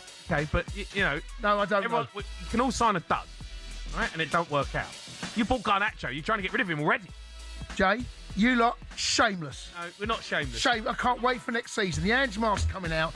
Roberto De Spursy mask is coming out. You're going to, every single week, you're getting it again, mate. No, it ain't going to... You're getting it again. That's not happening. You're getting it again. That's not happening. You're getting it. I really genuinely don't... Getting it again, mate. I think it's going to be a tough season for you. No, mate, you're getting it again. I think you're going to have to come up with some new material. No, I don't have to. Because Spurs... I'm rolling out decent. same old guff that you lot roll out. The Ange mask coming out. Roberto De Spursy. Just who we are, mate. Just who you are, mate. Bentley, they've headed to Miami and they'll be doing Drive Live from 4. Right, sticking with Drive, Andy told listeners about their boat trip out to the Statue of Liberty and why it wasn't Bentley's cup of tea. I look comfortable. You look comfortable. Bentley doesn't look comfortable, does he? Bentley looks like he's green. Bentley's greener than this Masters T-shirt, by the way. Sat on his own. How are you finding it, mate? I don't do well on ferries and boats and stuff. I suffer from motion sickness. Thanks for that, Crooked. You spelt my drink. But it's better down there. I don't do well on ferries and boats, man. Suffer from motion sickness. You knew you would get seasick. Why on earth are you on a boat? I just forgot. He forgot. He forgot. Is that something you can forget? Yeah, maybe. But it's something that... I mean, you go at the Statue of Liberty. Yeah, you just got to embrace it, right? You're going to... By the way, they're not on the sea. They're on a river. Get river sickness. It is a river. And I mean, it looked windy, but I wouldn't say it was like... It was choppy. I don't know, mate. I don't know. Do you know when you're on a boat for a while? Harbour? Maybe a harbour, yeah. You're on a boat. You know, when you get off the boat, you get that little swaying feeling. Yeah, that's when you've got to be on a boat for a while, though. You get that... Yeah. You know, like, have you felt like when you're on you go on a yacht, you get the yacht out for a day, right? And then you come back and you go to sleep, and you feel like you're still on the yacht. Yeah. It's weird. That's horrible. It's not. Horrible It's feeling. not pleasant, mate. No. I'm not a fan of the... I know they're on the river. I'm not a fan of the sea. I'm scared of the sea. Didn't you stay on a catamaran for a week in Ibiza? It was 4 days, and yes. I know. So you can't say you don't like the sea when you literally stayed on a boat for 4 days. I don't mind being on a boat. I don't jump into the sea anymore. I don't do that anymore. My mates jumped off the boat and swam. So you was on the boat, you didn't get off, you didn't jump in the sea at all? No, not anymore. What's the point? You might as well just gone to a hotel. No, it's great fun on the boat, mate. Yeah, I bet it was good fun, to be fair. It's great fun. I don't really like the sea, I'll be honest. I'm not a massive sea fan. I like looking at the sea. I like being around the sea. You can look at it, right? Yeah, I like being there, and yeah, I'm a big fan of that, but I'm not a big fan of getting in it. I hate sand. I'm scared. What do you mean hate sand? I hate sand. I hate it. What do you mean? I hate it. When you're walking on the beach? No, I don't walk on the beach. Where'd you walk? I'll walk on the tile bits that are near the beach. Well, I hate sitting on the beach. That's my worst nightmare. I go on holiday. Yeah. I want a beach resort, but I don't want to go on the beach. Where'd you go, by the pool? I'll go by the pool, or I'll sit near the beach where I can see the sand and the sea. I won't go in it. What do you mean? What's wrong with your I toes? just hate the sand. It gets in your toes? in your toes, and it can't come off. And it gets in your bed, and you're rolling around, and it's in bed, and it's up crack. You know, and it's just it's sand everywhere. I hate it. Hate it. Hold on. What's up your what? You get sand in your crack. Yeah, it's horrible. It's a horrible feeling. It's a crack. When you get in bed, and you're like, sand in the bed. Sand in the bed is a nightmare. But then you have a shower. Yeah, I know, but sometimes it's just bits that's still on you. I hate sand. Okay, I don't hate sand. I hate the sea. I don't like jumping into the sea. I don't like what's under my feet. I don't like the thought of what's under my feet. I can't see them. Like fish. Don't like fish. It. Yeah, don't like it. Mate. Yeah, but aren't you going away on holiday? You're going to the Maldives. Yeah, but that's fine. But you're literally on an island. I know, but the bits surrounded by sea. But the bits I can see when I'm in the ocean, I don't mind.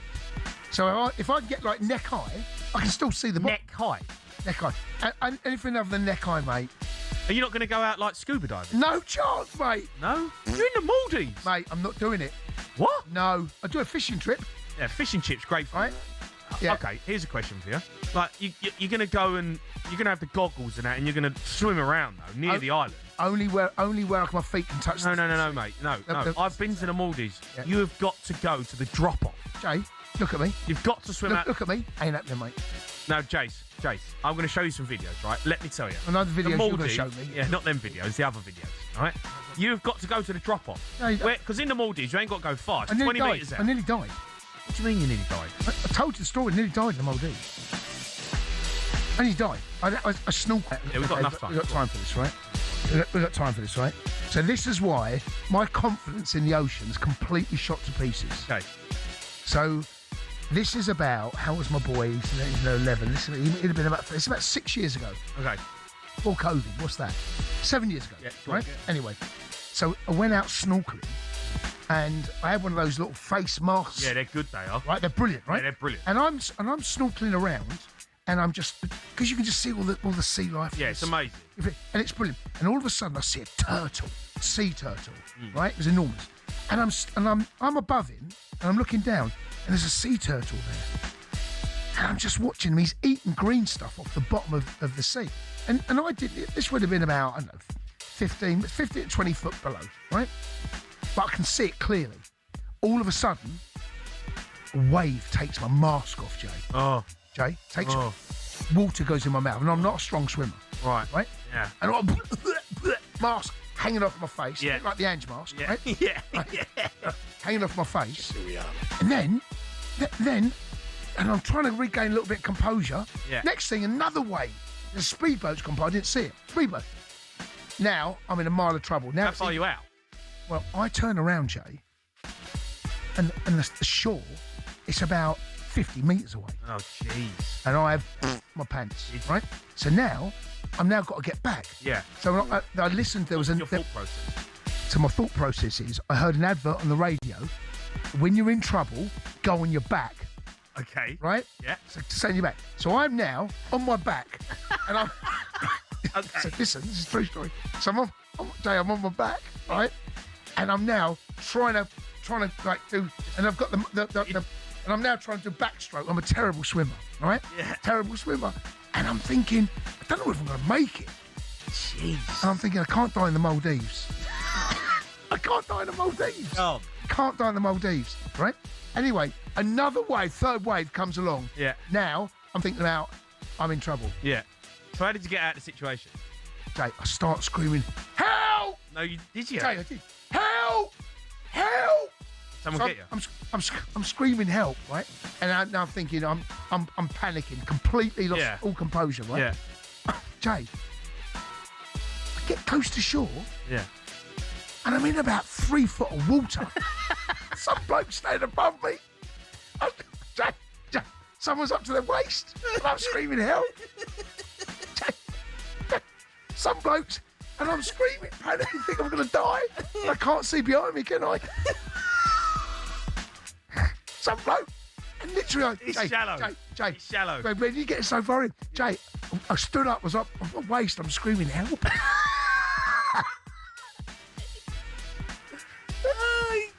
Terrible stuff, mate. since then, my confidence is completely. Yeah, but get a life jacket. Yeah, no, that's the key. That's the way that's forward. the key. If you're That's the way forward.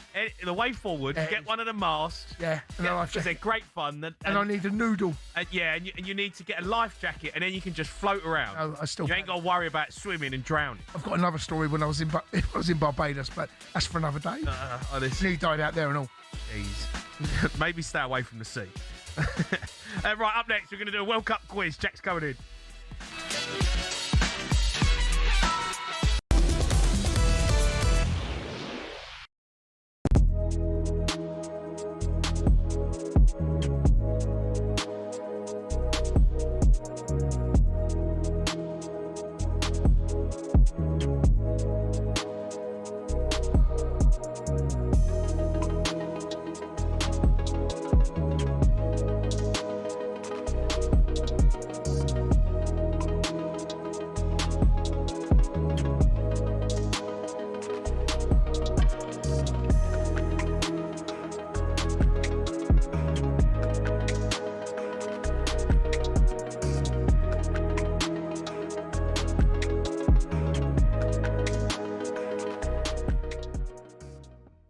The Egyptians afterwards were shouting "fix." No. Not for me. I was confused, me, all the outrage. Yeah. I don't think it was 2 fouls that they're saying weren't given. I don't think they were fouls. No, I didn't. McAllister on the edge and then the Salah one, I didn't think they were both fouls. I feel like the Sandro Martinez, there was 2 fouls. There was a shirt pull, but it was more for me. If you look at it closely, it gets caught on his right, like sort of Achilles. Yeah, So there was I like 2 agree. fouls on Sandro Martinez. From a footballing perspective, you didn't want that Egyptian goal to be ruled out because it was brilliant. But I saw why it was. I thought the McAllister, contact was fleeting with the Egyptian inside the box. Was nowhere near the Not ball enough on either. Salah either. And Salah was over I like thought that. Salah was looking for it. Exactly. Don't blame him, but I thought he was looking for it. And Egypt should look at themselves. They're 2-0 up. Yeah. They're 11 or 12 minutes away. Well, a bit more than that with added time. They had an unbelievable opportunity. Yeah. And they just You've got to hang on, haven't you? couldn't grasp it. I'm in sorry the though, end. Jeff. Like watching the game, mate. This is the difference when people try and compare Messi and Ronaldo. It's not about Ronaldo, but in one of his quietest games, he still turns up.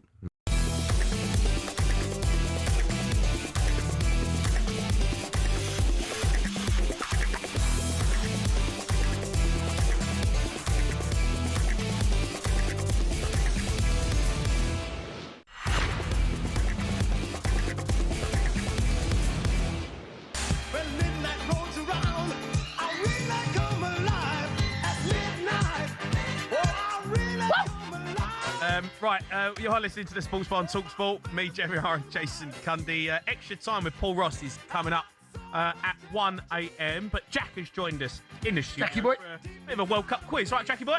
All right, boys, how we doing? We sweet? Yeah, we're good, mate. Just talked about the Maldives. Great. Yeah, don't die out there, mate. You don't want to die in the Maldives.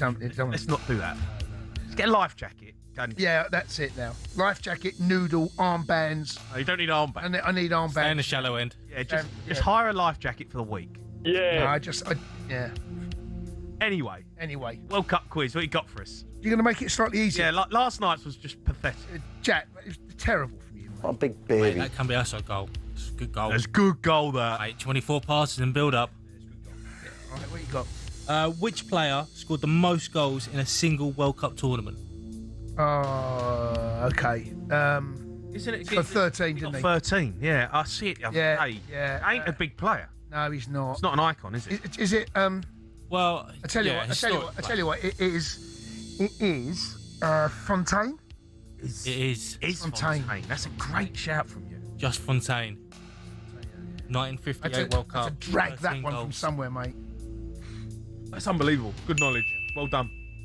Go on in. Good start. England played in a third-place playoff in Russia 2018. Who did they play and what was the score? Is it Belgium? That's correct. Did we win? The score, we got beat. We got beat. Yeah. Mate. We got beat. They beat us twice that tournament. I'm going to go, I think we scored, 2-1 Belgium. You're close. It was 2-0. Who cares about third place? No one cares, mate. It's the most pointless game ever. Who cares about coming third? No, you don't.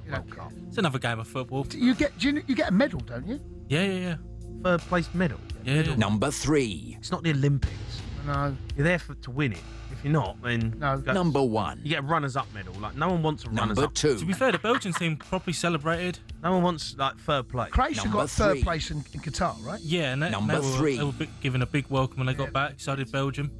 I don't want. I'm sorry, if this England team come back third place, Number 3. there ain't going to be no like cheering you off the plane. You're not going to be at finish Heathrow waiting first. for them. I'm not going to be waiting at Heathrow. Number 1. We don't want to finish Win it, second. I'll be there. Number 2. We don't want to finish third. Number 3. We want to finish first. Number 1. Next question. Number 4. Harry out, mate. He's top drawer.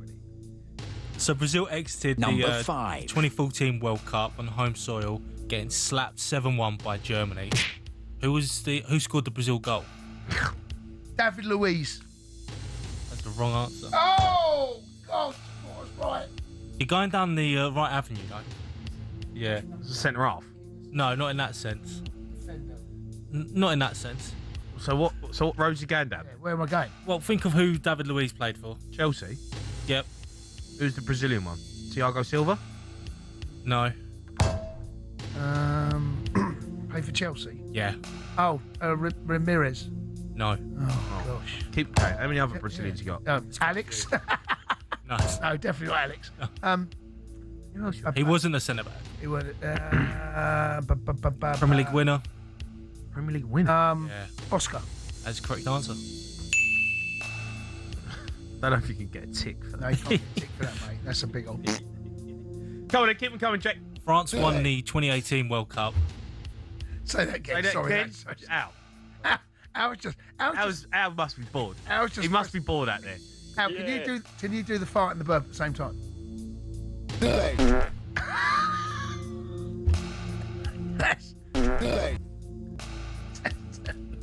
Jeez, that's even Al can't look us in the eye. Look. Yeah, I can get away with that. National radio, like, do you know what I mean? What's going on? Come on, let's move.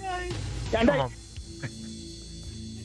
Come on, people. Can you put all the sports bar things that you've got on the desk, right? Can you just play them all like that? Just press them all. Yes, press all as many buttons you can. Yeah, go on. That's just who we are. Can they? Yeah. I'm not a clown. What is on? Yeah. Can they? talkSPORT breaking news.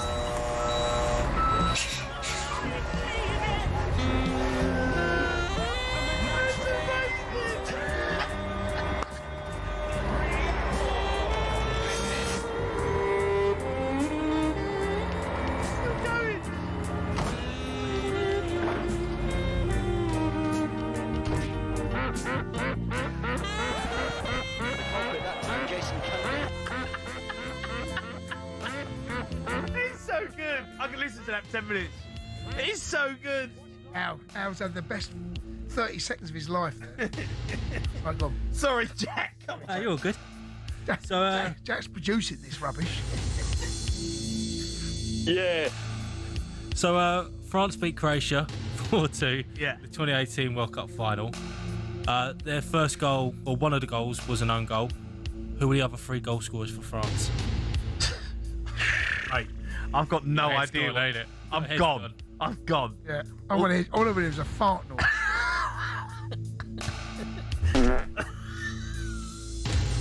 Oh, this is terrible radio. Come on. What's the question? I know. So Who scored? Who scored? France beat Croatia. What's happened to this show? This is what happens to no football. Go on. So France beat Croatia in 2018 World Cup. Yeah, who scored France's first goal? Who scored 3 of the 4 goals for France? One of them's an own goal. One is so an you're own looking for 3 goal scorers. Okay, 2018. Yeah. Mbappe. That is one of the correct answers. Did Giroud score? Yeah. No, he didn't. He didn't score a single goal at the tournament. No.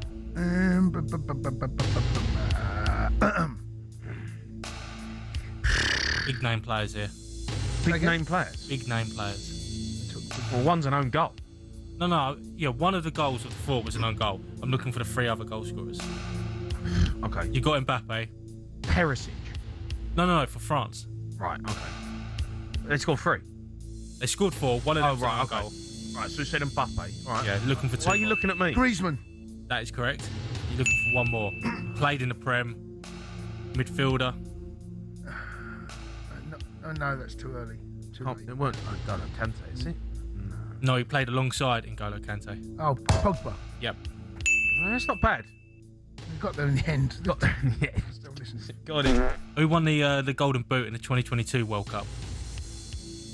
2022. Yeah, Qatar. Either Mbappe or Messi. It is Mbappe. Well, you did say 2 people there. I said either Mbappe or Messi. I said Mbappe first. England went out of the 2010 World Cup, losing 4-1 to Germany. Who was the England player that scored for us? Upson. He's correct. Yeah. That was quick, that. Yeah. It's a good one, that. England went out to Portugal in the 2006 World Cup on penalties. Who was the only England player to score his penalty? I want to go Lampard, but I don't know whether that's correct. Lampard wouldn't have missed Is it. it Rooney? Did Rooney play? He got sent off. Rooney was sent off. Sent off. So he didn't take one. No, I think Lampard's a good shout. I think Lampard misses penalties. I can't remember him missing a big penalty. What's that? Yeah, Lampard. He missed. Did he? Yeah. Gerrard. He missed. That's unbelievable, mate. So who scored for England? It's got to be Darius Vassell? He didn't go. He missed in 04. Who scored? Yeah. I mean, this is so weird.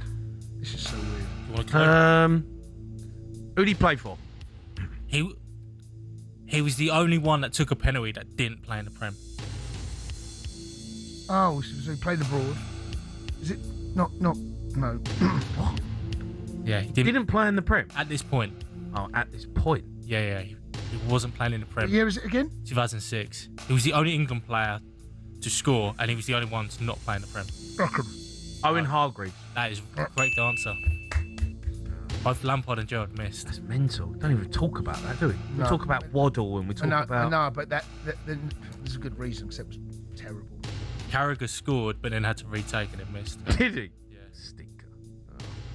Oh. All right, I think that'll do us, right? Should we get out of here before Harry Al just starts just doing stupid things again? Up next. What is on? Extra time, Paul Ross.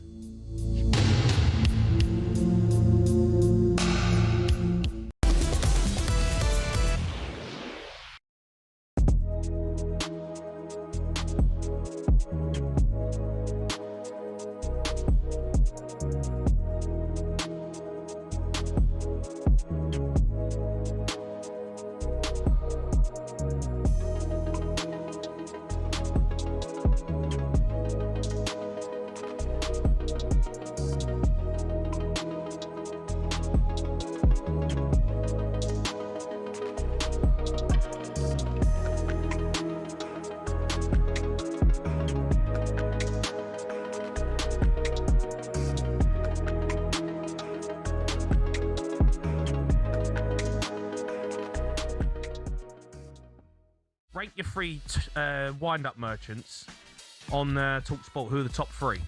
I would say you've now took the crown. It used to be Durham. Right. Durham was the wind-up merchant king of talkSPORT, wasn't he? You are now number 1. You do realise that, right? I don't wind people up. What do you mean? Okay, what have I done recently? You wore a Mexican outfit and done Has Anyone Seen Mexico? And guacamole and pinatas and... There was no You can't tell me you're not a wind-up merchant. Not Jay. You've got... No, I get a bad rap, mate. What do you mean? You've got a cowboy hat on? No. I do get a bad rap, though. Yeah, hold on. I'm going to remind you of another one. Go on. Every time Scotland played, Yeah. you had the other team's jersey on. Yeah, that was bad luck. That was really bad luck on my part. That bad luck was it? Yeah. So they played Haiti, right? The first game they played Haiti.